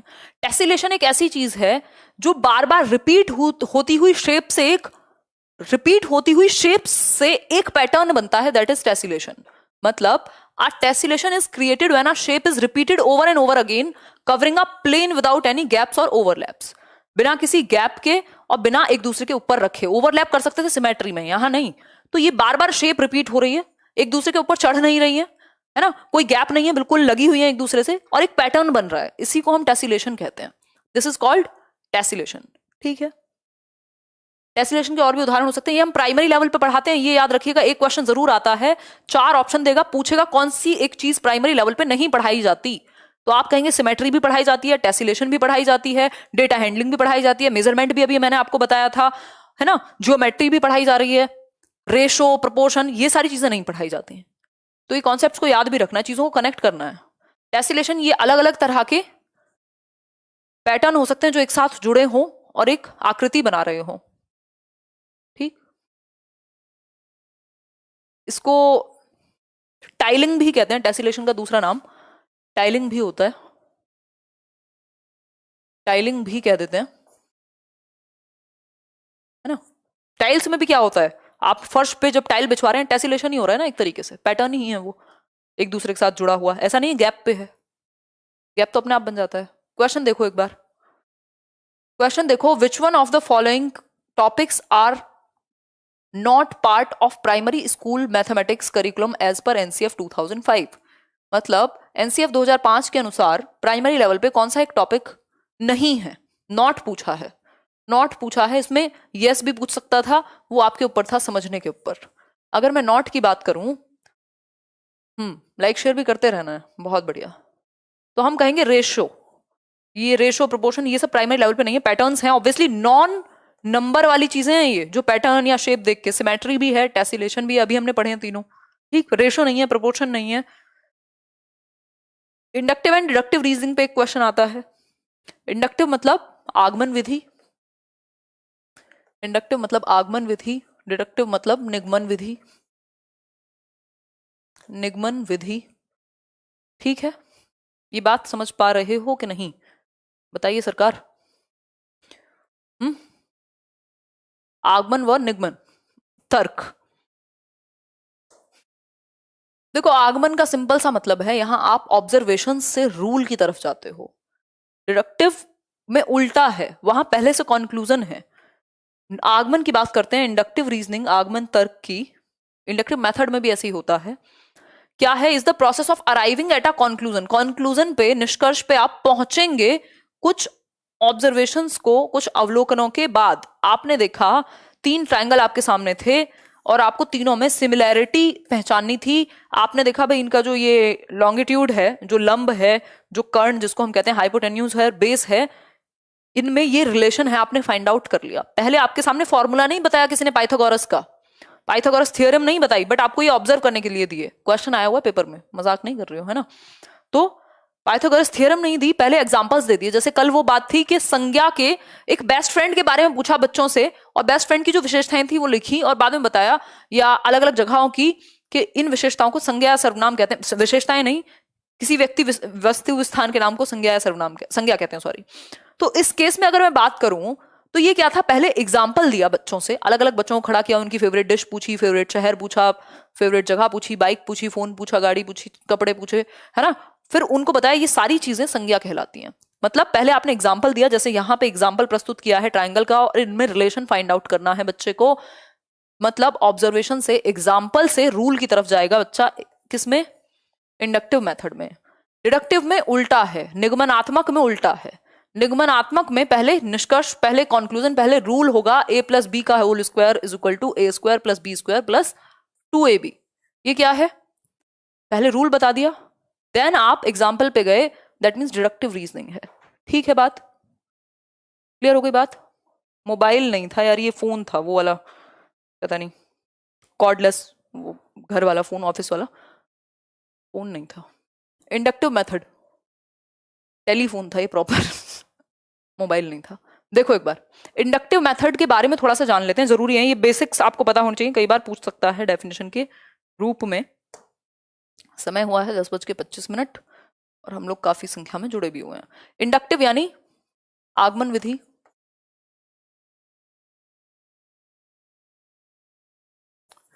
क्या है आगमन विधि? मैथ्स को अच्छे से कर लीजिएगा, आज का सेशन महत्वपूर्ण रहेगा। हो सकता है आगे के 100 क्वेश्चन की जगह मैं 50 ही करा दूं फिर, क्योंकि आज जो हम कर रहे हैं वो इंपॉर्टेंट है। ठीक है, कब से हम आपसे कह रहे हैं, क्या कह रहे हो भाई? In this method first examples are, पहले फर्स्ट एग्जाम्पल्स, पहले उदाहरण, और फिर कंक्लूजन या नियम बताया जाएगा। ये एक मैक्सिम पे, एक विचारधारा पे बेस्ड है, पर्टिकुलर टू जनरल जाने के। पर्टिकुलर क्यों? क्योंकि उदाहरण हमेशा पर्टिकुलर विशिष्ट होता है और रूल हमेशा जनरल होता है, सबके लिए एक जैसा सामान्य होता है। कॉन्क्रीट टू एब्स्ट्रैक्ट, जो सामने है उससे अमूर्त की तरफ जाते हैं इंडक्टिव मेथड में। बच्चों के लिए ये ज्यादा अच्छा भी रहता है कई बार, और हमको मिक्स भी करके हम पढ़ा सकते हैं। नोन टू अननोन, जो वो जानता है और जो वो नहीं जानता, दोनों के बीच में एक इमारत बिल्ड करते हैं, मतलब प्रीवियस नॉलेज से कनेक्ट कर पाते हैं यहाँ हम नई नॉलेज को। दिस इज ज्यादा बेहतर, this is important, this is better, ये कह सकते हैं हम। आगे बढ़ते हैं। स्टेप्स क्या होंगे इंडक्टिव मेथड के? अगर आप कोई चीज पढ़ा ही रहे हैं बच्चों को तो स्टेप्स क्या होंगे? पहले आप एग्जाम्पल्स बताते हैं, पहले आप एग्जाम्पल्स बताते हैं। जैसे मैंने अभी शेप्स की बात की, आपने एग्जाम्पल्स प्रस्तुत किए, आपने उनके सामने रेक्टेंगल रखे कुछ और कहा देखो इनमें क्या विशेषता है, इनमें कॉमन क्या है, फिर वो बताएंगे उनको जो कॉमन लगेगा। फिर बाद में आप रूल तक ले जाओगे कि देखो ऑपोजिट साइड इक्वल है इसलिए इसका एरिया ये होता है, रूल बाद में बताओगे आप। तो कंक्लूजन आप ऑब्जर्व करके एग्जांपल्स को तब बताते हो। मॉम का फोन आ रहा है खाने के लिए, रुको 1 मिनट। बिल्ड कॉन्सेप्ट, मतलब कॉन्सेप्ट बिल्ड करते हो आप एग्जाम्पल से। Attestation of concept on the basis of examples. भाई आपने जो कॉन्सेप्ट बनाया, जो एग्जाम्पल से रूल पे गए, उसको अटेस्ट भी तो करोगे, फाइनलाइज भी तो करोगे, सही है कि नहीं है। तो बाद में आप प्रूव करके भी देख सकते हो। आगे बढ़ेंगे, डिडक्टिव मेथड की तरफ बढ़ते हैं। ज्यादा बड़ा इसमें बहुत ज्यादा चीजें नहीं है मैथ्स की, अगर मैं बात करूं पेडागोजी की, ये इंपॉर्टेंट है। इसके बाद क्या है? इसके बाद बहुत ज्यादा चीजें रहेंगी नहीं, फिर प्रैक्टिस भी करेंगे। और डिडक्टिव मेथड है, इसके स्टेप्स हैं, हाँ फिर प्रैक्टिस है, कुछ टीचिंग लर्निंग प्रोसेस के बारे में है, टीचिंग लर्निंग मटीरियल है, बस खत्म हो जाएगा। देखो एक बार डिडक्टिव मेथड, देखो एक बार निगमन विधि। देखो डिडक्टिव में हमेशा हमेशा हमेशा हम रूल्स से एग्जाम्पल की तरफ जाएंगे। किससे जाएंगे? रूल्स से एग्जाम्पल की तरफ जाएंगे। नहीं, मासी के पास नहीं रहती मैं, मासी हमारे पास रहती हैं आजकल, जाएंगी वैसे वो रुको 1 मिनट। देखो एक बार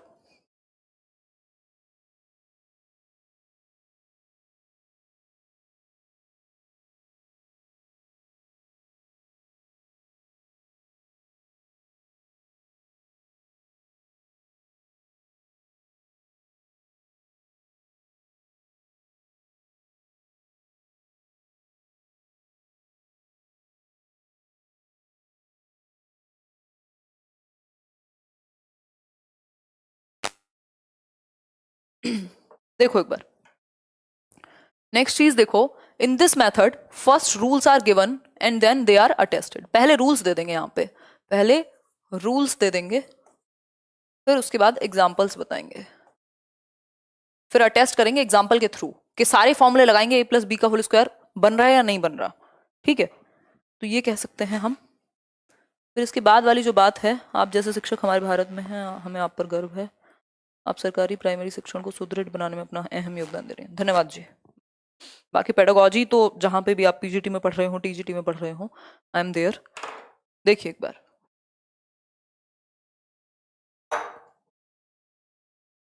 इट फॉलोज द मैक्सिम्स, ये थॉट को फॉलो करता है जो जनरल टू पर्टिकुलर जाता है, ये बात हम समझ चुके हैं। यहाँ एब्स्ट्रैक्ट टू कॉन्क्रीट जाने की प्रथा है, जो कि बहुत अच्छी बात नहीं है, ठीक है। आगे बढ़ेंगे। अब इसके स्टेप्स क्या हो सकते हैं, जस्ट उल्टे होंगे इंडक्टिव के। यहाँ पे पहले आप कॉन्सेप्ट बता देंगे बच्चे को, फिर उसको डिफरेंट एग्जाम्पल्स बताएंगे, फिर ट्रुथ जो आपने कॉन्सेप्ट बताया है, रूल बताया है, उसको टेस्ट करेंगे कि ऐसा तो नहीं है कोई सिचुएशन जहां ये फॉर्मूला काम ना करता हो। Attestation of the truth of concept bye setting the other examples, ठीक है। क्लियर हो गई बात? घर वालों से बात हो नहीं रही है, इनका अलग ही चल रहा है। बच्ची तो हूं मैं 2 दिन की। देखो एक बार, बहुत मजे आते हैं फालतू बातें करने में, हैं? फटाफट से देखिए। हाँ, रीड की बात तो तब करेंगे, पहले सीटेट की तो कर लें यार। देखो क्वेश्चन, देखो ये वाला क्वेश्चन आया था, इंडक्टिव डिडक्टिव पे ही बेस्ड है सीटेट में 2018 के अंदर, और ऐसे क्वेश्चन आते रहते हैं। देखो एक बार क्वेश्चन पढ़ो। क्वेश्चन है, to teach the Pythagoras theorem our teacher has distributed a sheet on which 4 right angle triangles. भाई एक शीट डिस्ट्रीब्यूट की है टीचर ने जिसमें 4 राइट एंगल ट्राइंगल हैं। अभी मैंने आपको दिखाए भी थे, 4 राइट एंगल ट्राइंगल हैं। मेरी तो ड्राइंग खैर माशाल्लाह है, बट फिर भी ठीक है। ये 4 राइट एंगल ट्राइंगल हैं और किसी ने, मतलब टीचर ने कहा है कि इनको ऑब्जर्व करो, इनमें सिमिलैरिटी क्या है, रिलेशनशिप ढूंढो। इस सिचुएशन में टीचर ने किस मेथड का इस्तेमाल किया है? आप आंख बंद करके कहेंगे इंडक्टिव मेथड, यानी आगमन विधि। यदि यदि यदि यहां ये एग्जाम्पल या ये ट्राइंगल्स देने की जगह टीचर ने सीधा रूल बताया होता पाइथागोरस थ्योरम का, जो हम यूपी बोर्ड में पढ़ते थे लाल बटे कक्का, और यहाँ सीबीएसई में पढ़ते हैं क्या, पंडित हर बद्री प्रसाद हर हर बोले करके, बेसिकली वो हाइपोटेन्यूज और बेस वाला। तो बाद में रूल बताया। अगर पहले रूल बता दिया होता हाइपोटेन्यूज का, सॉरी इसका पाइथागोरस थ्योरम का, तो सिंपल डिडक्टिव मेथड हो जाता। लेकिन यहाँ रूल नहीं बताया, इनमें रिलेशन फाइंड आउट करने को कहा है, कंक्लूजन पे पहुंचे नहीं है, फैक्ट्स पहले से मौजूद नहीं है, फैक्ट तक पहुंचना है। यदि फैक्ट पहले दे दे, कंक्लूजन पहले दे दे, तो डिडक्टिव हो जाएगा, तो इंडक्टिव है। अगर जस्ट इसकी उल्टी होती ना पोजीशन, तो डिडक्टिव हो जाता। आगे बढ़ेंगे। लेक्चर और लेबोरेटरी मेथड जैसा इसमें कुछ था ही नहीं। टीचिंग लर्निंग प्रोसेस की के बारे में थोड़ी सी बात कर सकते हैं, अगर आपकी आज्ञा हो तो।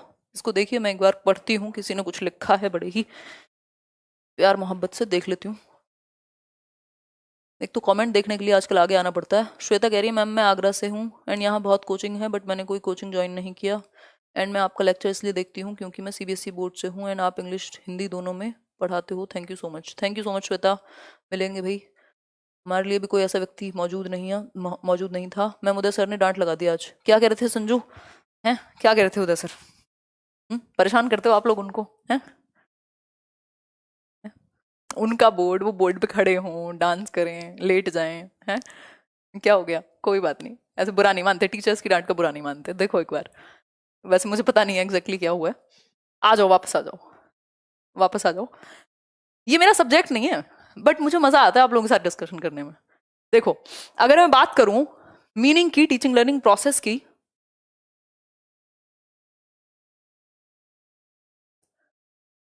Teaching derive from to teach which means to instruct कह सकते हैं हम। Process in which one individual make something known to the another, ठीक है, क्या फर्क पड़ता है? हम कह सकते हैं यहाँ पे 2 चीजें जो याद रखनी है। नैरो मीनिंग है ये टीचिंग का, संकुचित, जिसको जॉन एडम ने दिया था। उन्होंने कहा बायपोलर प्रोसेस है, 2 पोल्स हैं टीचिंग में, एक है टीचर, ये वैसे भी याद रखना चाहिए आपको पेडागोजी में, एक है टीचर और एक है स्टूडेंट। एक तरफ टीचर है, एक तरफ स्टूडेंट है, जैसे मैं और आप बैठे हुए हैं, है ना। फिर है ट्राइपोलर प्रोसेस, जो ब्रॉड मीनिंग है, जिसको जॉन डुई जिसके बारे में बात करते हैं, वो कहते हैं नहीं, सिर्फ टीचर और स्टूडेंट नहीं है, समाज, सोसाइटी, करिकुलम, एनवायरमेंट, और भी तो चीजें हैं जो प्रभावित करती हैं इन दोनों को। ऐसा थोड़ी है, अगर टीचर की, जैसे कहते नहीं थे हम लोग कि भाई आज तो मैडम लड़के आई हैं अपने घर में, है ना, जैसे कोई अभी मजे ले रहा था कि फलाने का कॉल था, मम्मी से डांट खाई है मैंने, कहाँ है तू, और ये कह रहे हैं कि पता नहीं किसका कॉल था, है। तो अगर हम बात करें तो ऐसे होता है। इसका मतलब क्या है कि सिर्फ टीचर और स्टूडेंट नहीं है, एनवायरमेंट भी है, करिकुलम भी है, सिलेबस भी है, और बाहर की दुनिया भी है जो आपको प्रभावित करती है, जो आपको प्रभावित करती है। तो ऐसा हो सकता है टीचर की आज लड़ाई हुई हो, हेलो अनु पाठक, हो सकता है घर में कुछ हुआ हो और वो माहौल क्लास में प्रभावित हो गया हो। तो बेसिकली हम कुल मिला के, तो खैर एक मजाक की बात हुई, टीचर है एक तरफ, दूसरी तरफ स्टूडेंट्स हैं, और तीसरी तरफ करिकुलम और सोसाइटी या एनवायरमेंट है, या सिलेबस भी आप इसको कह सकते हो। तो ये ट्राइपोलर है, त्रिध्रुवीय प्रक्रिया है। ठीक है बात, आगे बढ़ेंगे। अब टीचिंग लर्निंग प्रोसेस आज का आखिरी सवाल वो है टॉपिक, और हो सकता है इसके बाद मैथ्स पेडागोजी की जरूरत ना पड़े वीडियो की, क्योंकि 10 नंबर आपके आ जाएंगे यहीं से। फिर भी अगर हुई तो मैं कुछ क्वेश्चंस तो जरूर रिवाइज कराऊंगी। खैर देखो, टीचिंग लर्निंग मटेरियल्स यानी शिक्षण अधिगम सामग्री कह सकते हैं हम, शिक्षण सहायक सामग्री कह सकते हैं। आप चार्ट लेकर के जाते होगे अपने बीएड में, या कुछ कुछ चीजें लेके जाते होगे, है ना। हम तो खतरनाक थे। एक दिन मैम आई और वो ओपेक वाला वो होता है ना, क्या होता था अब तो मुझे याद भी नहीं, साइंस में एक टॉपिक होता है छोटा सा, कि एक चीज ओपेक होती है, ट्रांसपेरेंट, और बीच वाली एक स्थिति होती है। तो वो स्पाइरल के पीछे एक साइड ओपेक होता है, एक साइड ट्रांसपेरेंट होता है। हमने सही जुगाड़ किया हुआ था, सबसे कम मेहनत में अच्छा जुगाड़ हमारे पास हमेशा अवेलेबल होता था टीचिंग लर्निंग मटेरियल के लिए। खैर, टीचिंग लर्निंग मटेरियल का मतलब भी वैसे यही है कि आप सुगम बना सकें, इंडिजीनियस हो, जो देश में या आसानी से बन सकें, और टीचिंग लर्निंग को इफेक्टिव बनाते हैं ये, यानी शिक्षण अधिगम प्रक्रिया को प्रभावी बनाते हैं, प्रभावी बनाते हैं, इंटरेस्टिंग बनाते हैं, ताकि बच्चों को लंबे समय तक याद रह सके। अगर मैं यहाँ आपको कोई पिक्चर दिखा दूं और सिर्फ बोल दूं, तो जो आपने देखा होगा वो ज्यादा याद रहेगा, यानी ज्यादा से ज्यादा सेंसेस इन्वॉल्व हो। हाँ, वो पारभासी परभासी वही सब। देखो, ज्यादा ना मजे मत लो, इधर आ जाओ। हाँ, ट्रांसलूसेंट, ट्रांसपेरेंट और ओपेक, याद आ गया, बहुत बढ़िया, ग्रेट। एक्चुअली होता क्या है, फ्लो में होता है ना इंसान, तो आधी चीजें वैसे याद नहीं आती, कई लोग तो दिल पे ले जाते हैं। रिजॉल्व, विकास शर्मा। चलिए फटाफट से देखिए, टीचिंग लर्निंग मटेरियल इंटरेस्टिंग बनाता है, रुचिकर बनाता है, आपकी शिक्षण प्रक्रिया को प्रभावी बनाता है, लॉन्ग लास्टिंग बनाता है, बच्चा रियल लाइफ से कनेक्ट कर पाता है ना, चीजें याद रहती हैं। ठीक हो गई बात, आगे बढ़ जाएं अब। मजा आ रहा है, बहुत ही बढ़िया। हाँ प्रिया, बिल्कुल, लोग हैं जो बिल्कुल पढ़ने थोड़ी आते हैं, वो लोग पढ़ने वाला डिसलाइक थोड़ी कर सकता है, उसको क्या मतलब। आई अंडरस्टैंड अमरजीत, सब जगह पे नेट की स्पीड अच्छी नहीं होती। अच्छा, बरेली में मीटअप, अभी तो रुक जाओ, पता नहीं कब होगा। चलो आ जाओ फटाफट से। टीचिंग लर्निंग मटेरियल जो है सुगम बनाते हैं आपके टीचिंग लर्निंग के अनुभव को, ये हम कह सकते हैं, हेल्पफुल होते हैं बेहतर टीचिंग लर्निंग करने में, इफेक्टिव बनाने में टीचिंग लर्निंग प्रोसेस को। चलिए फटाफट से शुरू करते हैं। 1 नंबर 2 नंबर पे भी यहां से भी क्वेश्चन आता है। जियो बोर्ड आपने सुना होगा, व्हाट इज जियो बोर्ड? देखिए फटाफट से, जियो बोर्ड क्या है, देखिए जल्दी आंसर करो। जियो बोर्ड की यदि हम बात करें, तो जियो बोर्ड एक ऐसा बोर्ड है जिसमें नेल्स होते हैं, नेल्स एम्बेडेड, मतलब कीलें होती हैं। तो आपने देखा होगा, शायद कहीं ना देखा हो तो यहां देख लीजिए, इंटरनेट पे देख लीजिएगा, यूट्यूब पे कोई वीडियो देख लीजिएगा, है ना। ये यूट्यूब की शुरुआत थी एक तरीके से, हम लोग टीचिंग लर्निंग मटेरियल ढूंढा करते थे, बाहर की कंट्रीज के वीडियोज आते थे, इंडिया का कुछ था ही नहीं टीचिंग को लेके बहुत ज्यादा उस टाइम पे। तो it is a square board, एक स्क्वायर बोर्ड होता है जिसमें नेल्स गढ़े होते हैं, कीलें गढ़ी होती हैं, जिनमें रबर का इस्तेमाल करके, या फिर रबर बैंड आप देख रहे हो, ये ट्राइंगल और आपका ये स्क्वायर, रेक्टेंगल, ये सब बनाए हुए हैं। इन कीलों से हम शेप दे रहे हैं, ठीक है, शेप्स बनाई हुई हैं इनका यूज करके। इनिशियल ज्योमेट्रिकल फिगर सीख सकते हो, मेजरमेंट सीख सकते हो, यहां से न्यूमेरिकल कॉन्सेप्ट सीख सकते हो। 2-3 चीजें याद रखना, ज्योमेट्रिकल फिगर्स, भाई शेप्स देख ही रहे हो आप, ये सीख सकता है बच्चा इससे। मेजरमेंट इसलिए सीख सकता है क्योंकि उसको पता चल जाएगा कितना एरिया इसने ऑक्यूपाई किया हुआ है यहां से यहां तक में, ठीक। न्यूमेरिकल कॉन्सेप्ट्स को भी वो समझ पाएगा, मेजर वगैरह करने में हेल्प मिलेगी। तो ये 2-3 चीजें हैं जो जियो बोर्ड से की जा सकती हैं। इसमें नेल्स होते हैं, यानी कीले होती हैं, शेप्स को, मेजरमेंट को, एरिया को, ये सब आपको दिखाने में या समझाने में मदद होगी जियो बोर्ड के द्वारा। दूसरी चीज है अबेकस। अबेकस, अबेकस वैदिक मैथमेटिक्स की एक टेक्निक है, हम ये कह सकते हैं। ये आपके सामने प्रस्तुत भी है। अबेकस देखा भी होगा, कुछ स्कूल्स या कुछ इंस्टीट्यूट्स इसको फॉलो भी करते हैं। कैलकुलेशन के लिए बहुत ही अमेजिंग सी चीज है ना, कैलकुलेशन फास्ट, बहुत तेजी से कर पाता है बच्चा। तो ये एक एंशियंट मैथमेटिकल इंस्ट्रूमेंट है, एक प्राचीन गणितीय इंस्ट्रूमेंट कह लीजिए। It is a frame generally of would और प्लास्टिक, यानी ये किस चीज का फ्रेम है, वुड का भी हो सकता है, प्लास्टिक का भी हो सकता है।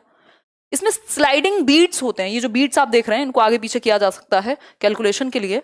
द कॉन्सेप्ट्स ऑफ एडिशन, अब ये इंपॉर्टेंट है, कई बार पूछ लेगा इसके लिए किसके थ्रू समझाओगे, तो अबेकस के थ्रू एडिशन यानी जोड़ना, सब्ट्रैक्शन यानी घटाना, है ना, मल्टीप्लिकेशन यानी गुणा करना,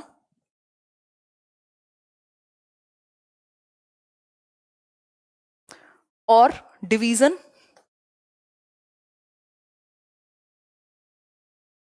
ये सारी चीजें मतलब बेसिकली कैलकुलेशन को फास्ट करने में बहुत बड़ा रोल है।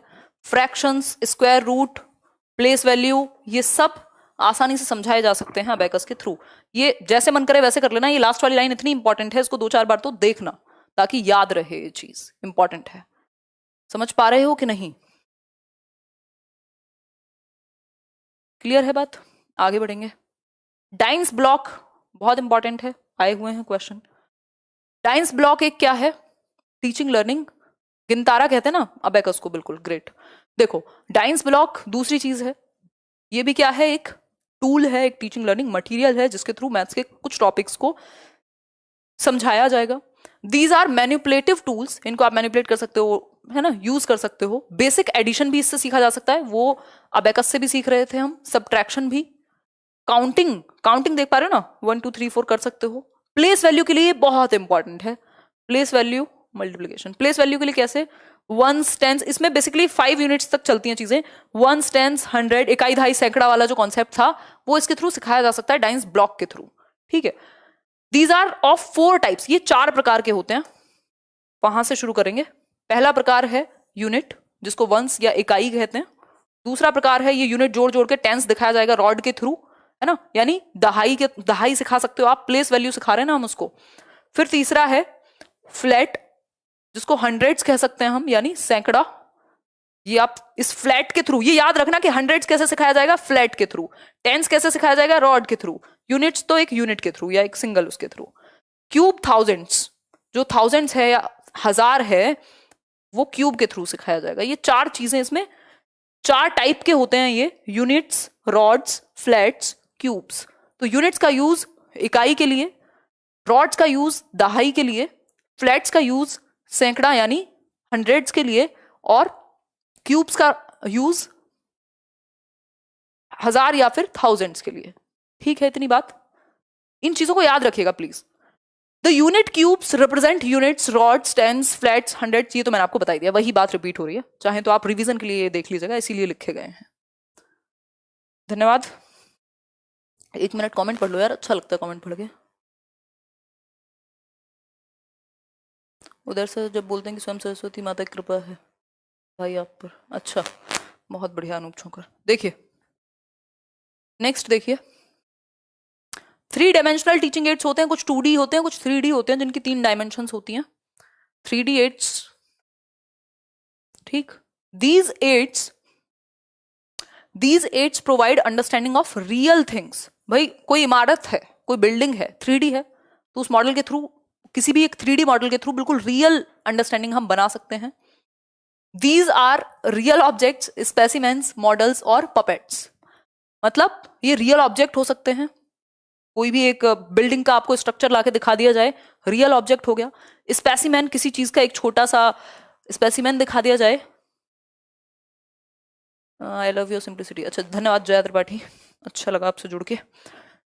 रियल ऑब्जेक्ट्स इसमें हो सकते हैं, स्पेसिमेंस जो छोटा रूप होता है, फोन के डमी नहीं होते उस तरह के, मॉडल्स हो सकते हैं 3 डायमेंशनल वाले, और पपेट जो क्या कहते हैं, पपेट को जो भी कहते होंगे, राजस्थान में चलती हैं।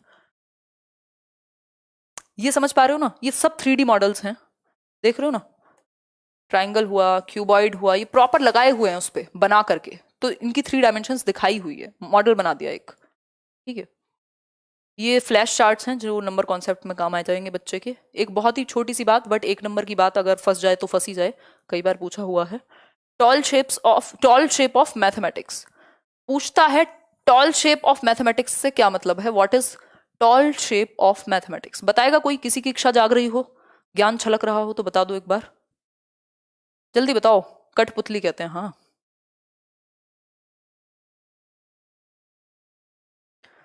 जल्दी बताओ फटाफट से। मजा आ रहा है आज, वैसे मैं थोड़ा स्लो चल रही हूँ एनर्जी लो की वजह से, बट बहुत मजा आ रहा है। देखो एक बार, टॉल शेप ऑफ मैथमेटिक्स क्या है? बताइए बताइए, सॉरी कौन कह रहा है? अरे मैं तो मजाक करती रहती हूँ यार, दिल पे मत लिया करो। देखिए,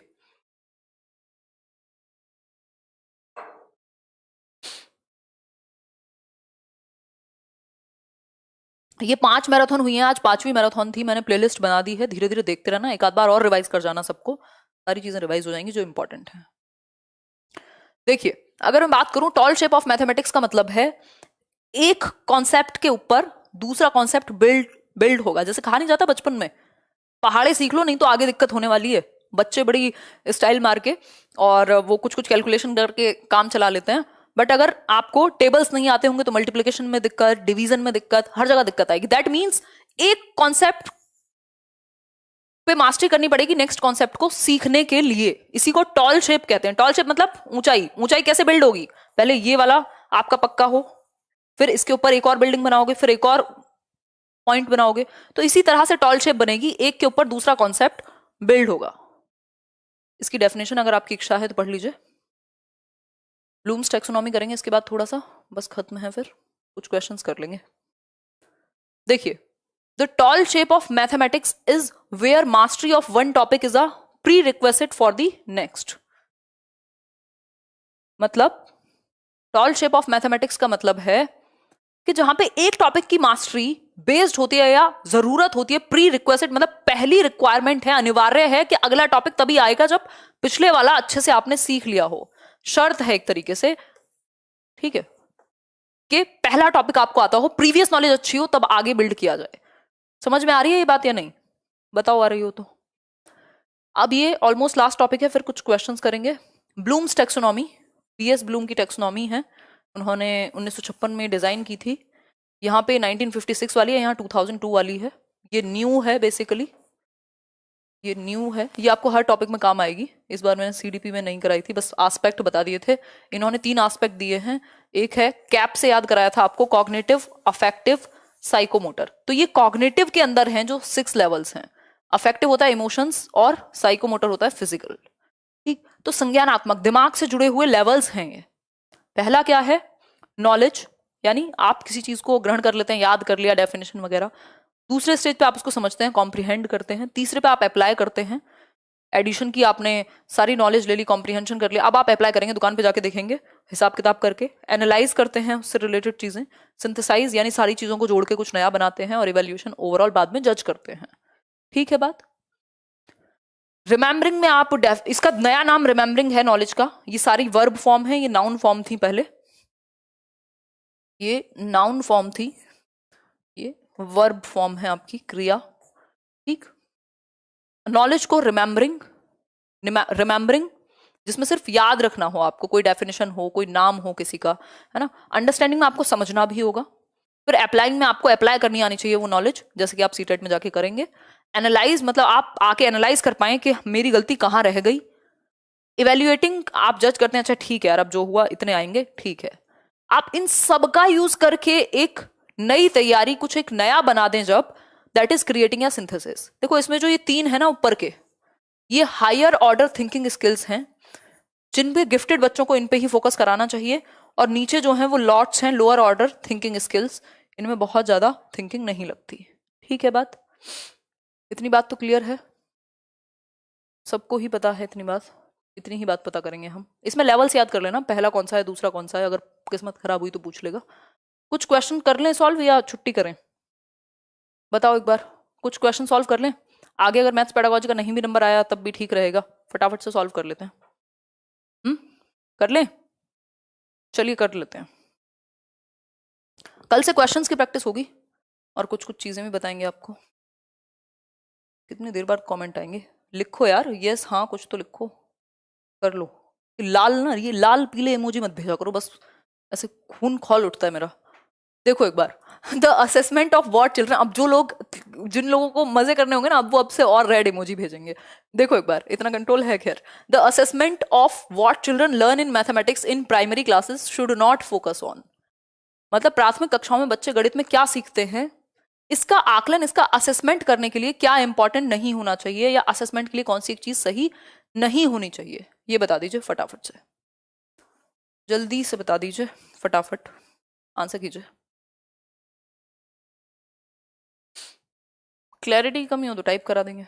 देखो एक बार, क्या इंपॉर्टेंट नहीं है? अंडरस्टैंडिंग ऑफ मैथमेटिकल कॉन्सेप्ट, भाई अवधारणाएं समझो, जरूरी है।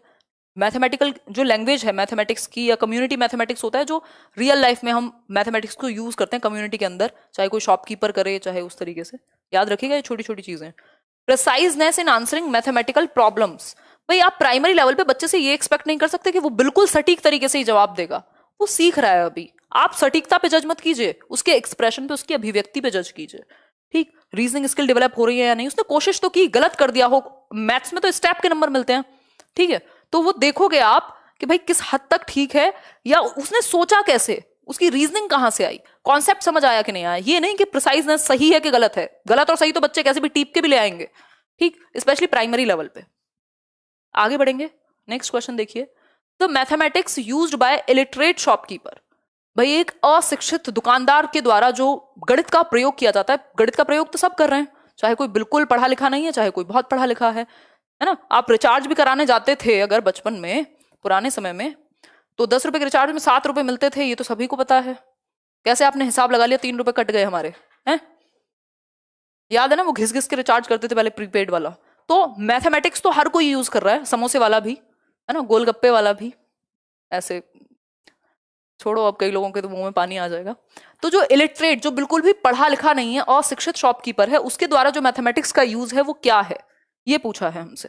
बताओ एक बार, इतनी पढ़ाई आप लोग पेपर के टाइम पे करते हो, साल भर कर लो तो क्या से क्या हो जाओ, अभी तो सबका कॉन्सेंट्रेशन एकदम 100% रहता है।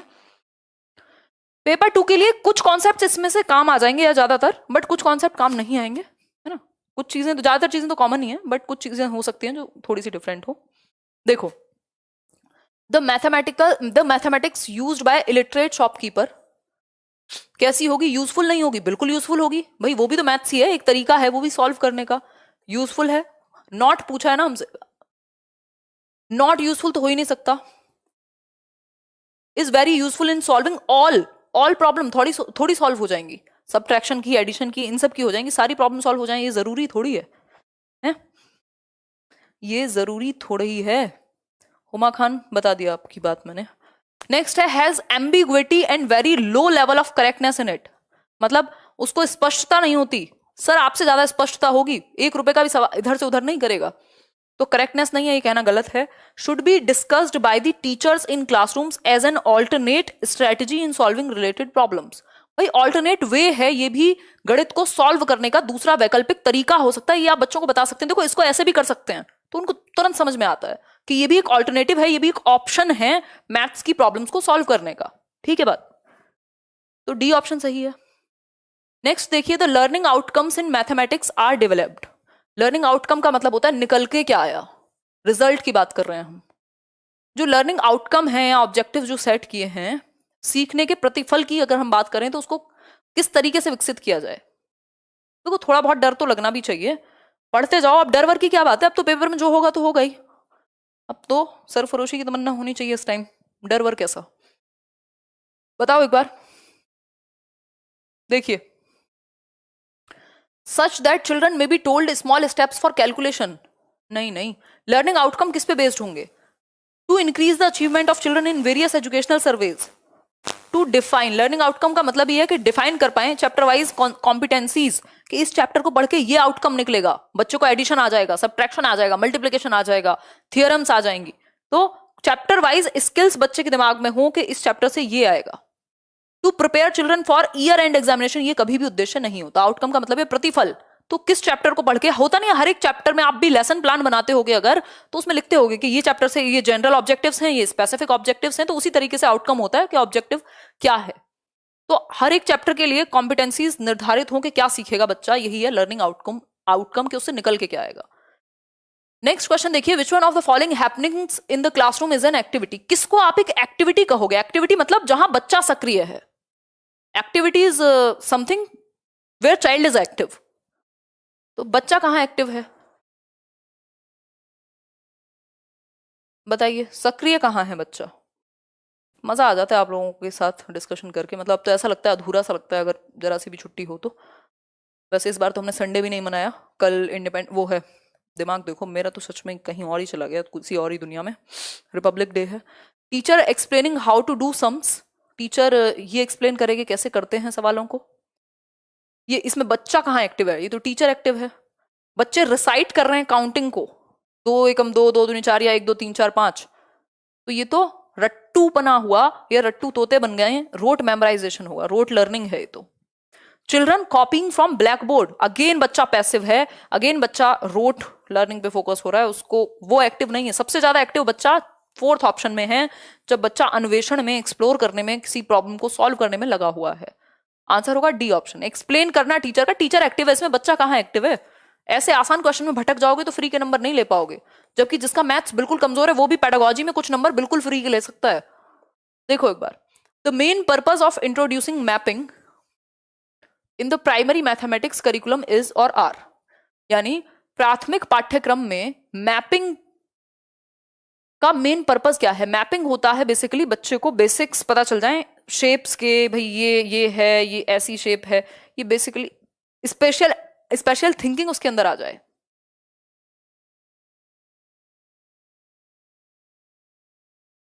दिशा विशा और ये सारी चीजें। देखो इसमें स्पेशल थिंकिंग भी ठीक है, प्रोपोर्शनल थिंकिंग भी लगेगी, लेकिन इजी और इंटरेस्टिंग और मोनोटोनस का यहाँ पे कोई रोल नहीं है, तो आंसर होगा इसका सी। आज शाम में डिस्कस किया था ना ये स्पेशल क्लास में, उसमें 2 बार टाइप हो गया था ए एंड बी, इसका आंसर है ए एंड बी। ठीक है, कोई दिक्कत परेशानी, कोई दर्द, कोई दुख, सब सही है ना। चलो आगे बढ़ते हैं। Which of the following resources or TLM can be used by the teacher to show that 2 rectangles of different dimensions can have same area without using formula? मतलब किसके थ्रू आप ये बताओगे कि जो 2 रेक्टेंगल हैं, 2 आयत हैं, उनका एरिया सेम हो सकता है बिना किसी फॉर्मूले का यूज किए। तो एक तो तरीका इसका मैंने आपको बताया था, जियो बोर्ड पे भी डॉट डॉट डॉट करके शेप दिखाई जा सकती है, ग्राफ पेपर पे दिखा दिया आपने, इसने भी इतना ही एरिया लिया हुआ है, इसने भी इतना ही, तो एक तो ग्राफ पेपर से दिखा सकते हो, दूसरा टाइल्स का यूज करके भी आप दिखा सकते हो। थ्रेड से कैसे दिखाओगे, स्केल से कैसे दिखाओगे, तो बी और डी सही है, यानी बी ऑप्शन सही है, बी ऑप्शन सही है। क्लियर है बात, ये सब ऑफिशियल आंसर्स हैं। आगे बढ़ेंगे, ऐसे दिखा सकते हो, एक तरफ टाइल्स है एक तरफ ग्राफ पेपर है, कि देखो ऐसे रखो चाहे ऐसे रखो, एरिया सेम है दोनों का। एल इंटू बी करते थे ना, लेंथ इंटू ब्रेथ, लंबाई गुणा चौड़ाई। देखो which of the following could be contributing factor to under achievement in mathematics, इसमें बड़ी दिक्कत होती है लोगों को। निम्न में से गणित में उपलब्धि कम होने का कारण क्या हो सकता है, और ये बहुत रिपीट हो रहा है आजकल क्वेश्चन। देखो एक बार फटाफट से बताओ, जल्दी बताओ जल्दी। कई लोग कह रहे हैं नेचर ऑफ मैथमेटिक्स। देखो इनका जो ऑफिशियल आंसर है ना, वो है सोशियो कल्चरल बैकग्राउंड, कि एक बच्चा जो ऐसे बैकग्राउंड से आता है जिसके घर में मैथमेटिक्स का भरपूर यूज हुआ है, कोई शॉप है, कोई कैलकुलेशन का मौका मिला है, उसको ये चीज प्रभावित करेगी अगर हम करें मैथ्स की। इनेट एबिलिटी जैसा इन्होंने बिल्कुल मना किया हुआ है कि इनेट एबिलिटी जैसा कुछ नहीं होता, कि लोगों में ही अलग से क्षमता होगी, हालांकि ऐसा है, बट क्या कर सकते हैं। ऑफिशियल आंसर इसका वही है जो भी बताया है। देखिए 47th क्वेश्चन देखिए, विच one of the following is the most important aspect of making lesson plan while teaching mathematics to primary school children? lesson planning, पाठ योजना बनाते थे ना आप अपने बीएड में, डीएलएड में, कभी मन किया हो तो। हमने 110 बनाए थे पहले साल में, अगले साल भी ऐसे ही बनाए थे। एक ड्यू से लैपटॉप मिला था मुझे उस टाइम पे, ग्रेजुएशन छोड़ के डाइट में एडमिशन लिया था जब, और उसको सामने रखती थी मैं और लेसन प्लान बनाती थी मस्त, रात भर मस्त मूवीज देखी हैं दबा के उस टाइम पे टॉरेंट से डाउनलोड कर करके। देखो एक बार याद आ जाता सारा टाइम। बताओ एक बार, presenting mathematical concepts in structured manner.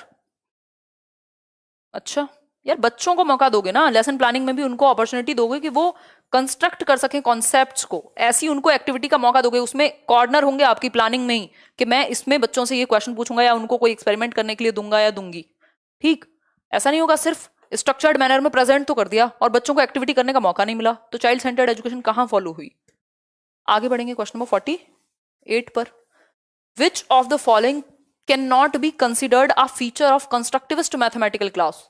देखो कंस्ट्रक्टिविस्ट या कंस्ट्रक्टिविज्म रचनावाद पे, जिससे प्याजे वाइगॉस्की बिलोंग करते हैं, एक क्वेश्चन कम से कम आता है मैथ्स में भी, क्योंकि आपका पूरा सिलेबस रचनावाद पे ही बेस्ड है, एनसीएफ आपका पूरा इसी पर बेस्ड है। ठीक है बात, बताइए इसका आंसर कीजिए, और 3-4 क्वेश्चन रहते हैं आपके मुश्किल से। देखो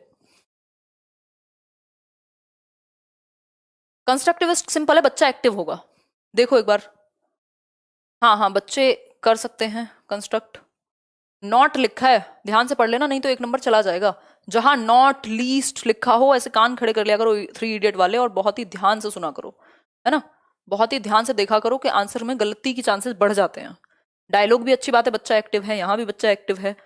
ऑब्जेक्टिव टाइप टेस्ट यानी MCQs items are used as the primary means, यानी सिर्फ एमसीक्यूज का या ऑब्जेक्टिव टाइप्स का ज्यादा यूज करो असेसमेंट के लिए, नहीं असेसमेंट में तो बल्कि आपको बच्चे की समझ, उसने सीखा कैसे इस चीज को देखते हैं। एमसीक्यूज से तो आप बच्चे को जज करते हो कि इतना सही हुआ इतना नहीं, यहां तो आपको पता लगाना है सीखा कितना। तो ये गलत है कि सिर्फ ऑब्जेक्टिव टाइप पे ही फोकस करो, यहां भी कनेक्शन बिल्ड करोगे, ये भी अच्छी बात है। नॉट लिखा हुआ है क्वेश्चन में, ध्यान से पढ़ना।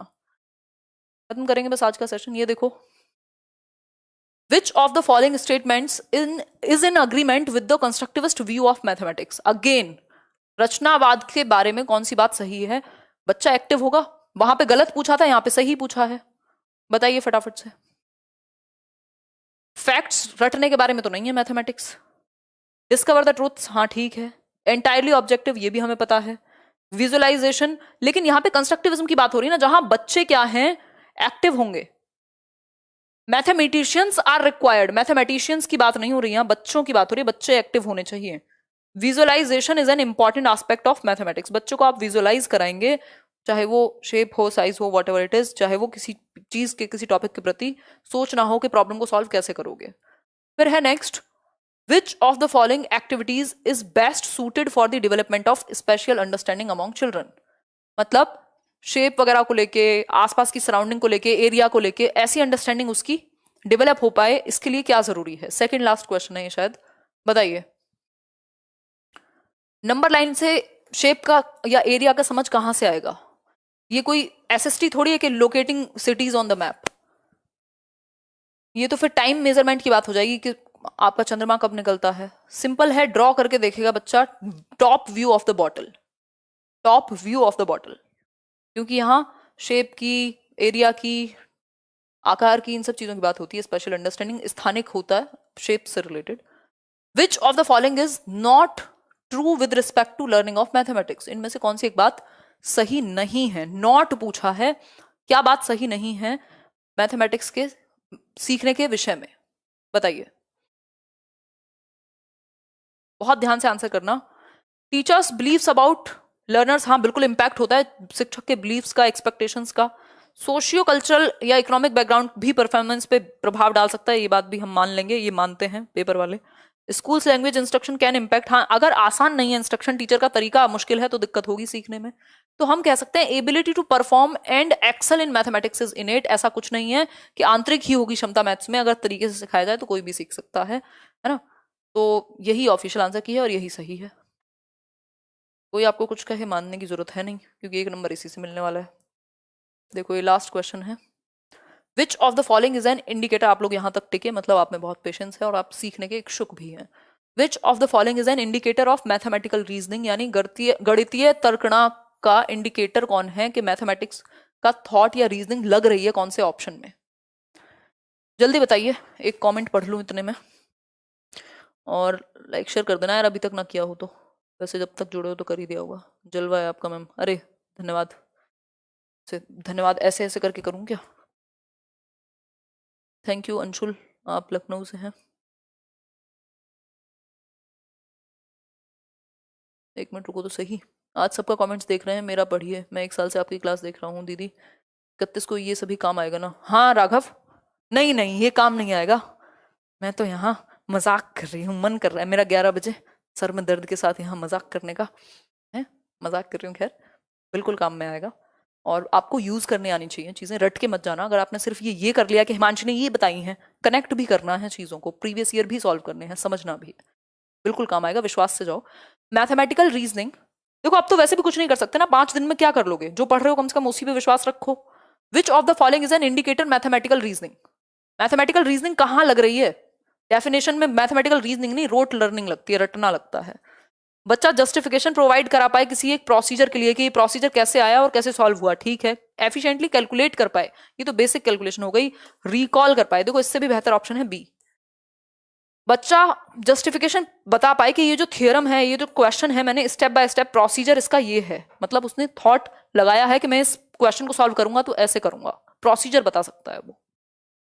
आंसर हो गया बी ऑप्शन। होपफुली आपके ज्यादातर क्वेश्चन सही हुए होंगे, आपको कॉन्सेप्ट समझ में आए होंगे। रिवाइज कीजिएगा, मैंने आसान आसान चीजें कराई हैं जिनसे आप ज्यादा से ज्यादा नंबर आसानी से गेन कर सकें। जो बहुत ही योद्धा किस्म के लोग हैं, जिनको सब कुछ आता है, उनको तो वैसे भी जरूरत नहीं होगी, है ना। तो लाइक शेयर सब्सक्राइब आप बिना कहे कहे करेंगे, जो कि आप करते ही हैं, और मुझे अच्छा भी लगता है। आप लोगों का धन्यवाद उसके लिए। ठीक।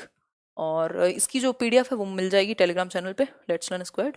बाकी जगह भी आप चाहें तो जुड़ सकते हैं। बी योर ओन कांस्टेंट, अपने साथ बने रहें, डर भय शर्म को त्यागिए मत, बट कंट्रोल कीजिए, पेपर में काम आएगा सेल्फ कंट्रोल, है ना। 1 मिनट और रुको, छोटी सी इन्फॉर्मेशन आपको और देने का प्रयत्न हम करेंगे, है ना। और कल से हम अब क्वेश्चंस की प्रैक्टिस करने जा रहे हैं। बहुत सारे क्वेश्चंस भी मैं एक एक साथ करा सकती हूँ, है ना। एक छोटी सी इन्फॉर्मेशन, जैसा कि आप जानते हैं मैं अकेडमी पे भी पढ़ाती हूँ, and I am number 1 educator there in TET category. आप लोगों का अच्छा रिस्पॉन्स है। 5 बजे वहाँ डेली क्लास चलती है। अगर आप खुद को टेस्ट ही करना चाह रहे हैं सिर्फ पोल ले करके, तो 5 बजे आप ज्वाइन कर सकते हैं डेली। रेफरल कोड, रेफरल नहीं, ये फर्स्ट कमर कोड होता है एक तरीके से, अनलॉक कोड। फ्री होती हैं ये क्लासेस बिल्कुल, 5 से 6। लेट्स लर्न पहली बार अगर आप ज्वाइन करेंगे तो पूछेगा। ये लास्ट मिनट रिवीजन सीरीज है जिसमें सीडीपी के कुछ क्वेश्चन, मैथ्स के और ईवीएस या इंग्लिश हिंदी के क्वेश्चन मिक्स करा के मैं कराती हूँ 1 घंटे में। और प्रॉपर पोल मिलता है आपको 30 सेकंड में, आप सॉल्व कर पा रहे हैं कि नहीं। दूसरा एक ये बैच चल रहा है अन अकेडमी पे, हर एक मंथ कोई ना कोई बैच आता ही है। मैं इंग्लिश पढ़ाती हूँ वहाँ, इंग्लिश पेडागोजी और इंग्लिश ग्रामर भी, शायद यूपी टेट के लिए अगले महीने। तो सीडीपी नहीं पढ़ाती हूँ अन अकेडमी पे। तो ये 15 से 28 तक चल रहा है ये बैच। आप चाहें तो रिकॉर्डेड भी देख सकते हैं इसके videos. Let's learn referral code use कर सकते हैं अगर आप ज्वाइन कर रहे हैं अन अकेडमी को। जो भी बेस्ट पॉसिबल डिस्काउंट होगा अन अकेडमी प्लस पे, वो आपको मिल जाएगा। बाकी स्पेशल क्लासेस फ्री होती हैं, ये उनका फीस स्ट्रक्चर है ना। तो वो तो आप देख ही सकते हैं। चलिए आज के लिए इतना ही। नीचे डिस्क्रिप्शन में लिंक मिल जाएगा अन अकेडमी प्रोफाइल और इन सब का, अगर आप चाहें तो फॉलो कर सकते हैं। ठीक, चलिए bye bye, thank you so much, बहुत अच्छा लगा जुड़ के, मज़े आए। कल फिर मिलेंगे, कल क्वेश्चंस करेंगे। हो सकता है कल मैं थोड़ा कम काम कराऊँ, कई दिन से बैंड बजी पड़ी है, तो परसों से फिर कंटिन्यू कर लेंगे। कल भी मिलेंगे वैसे, हम कुछ ना कुछ तो करेंगे, अच्छा सा क्वेश्चन ही प्रैक्टिस करेंगे, सीडीपी के करेंगे कल कुछ क्वेश्चन प्रैक्टिस। चलो फिर bye bye, take care, tata, good night. ध्यान रखो, रिवीजन करना इन 5 के 5 मैराथन का, और लिंक शेयर करना प्लेलिस्ट का, जिनको भी डर लग रहा हो पेपर से पहले जरूर देख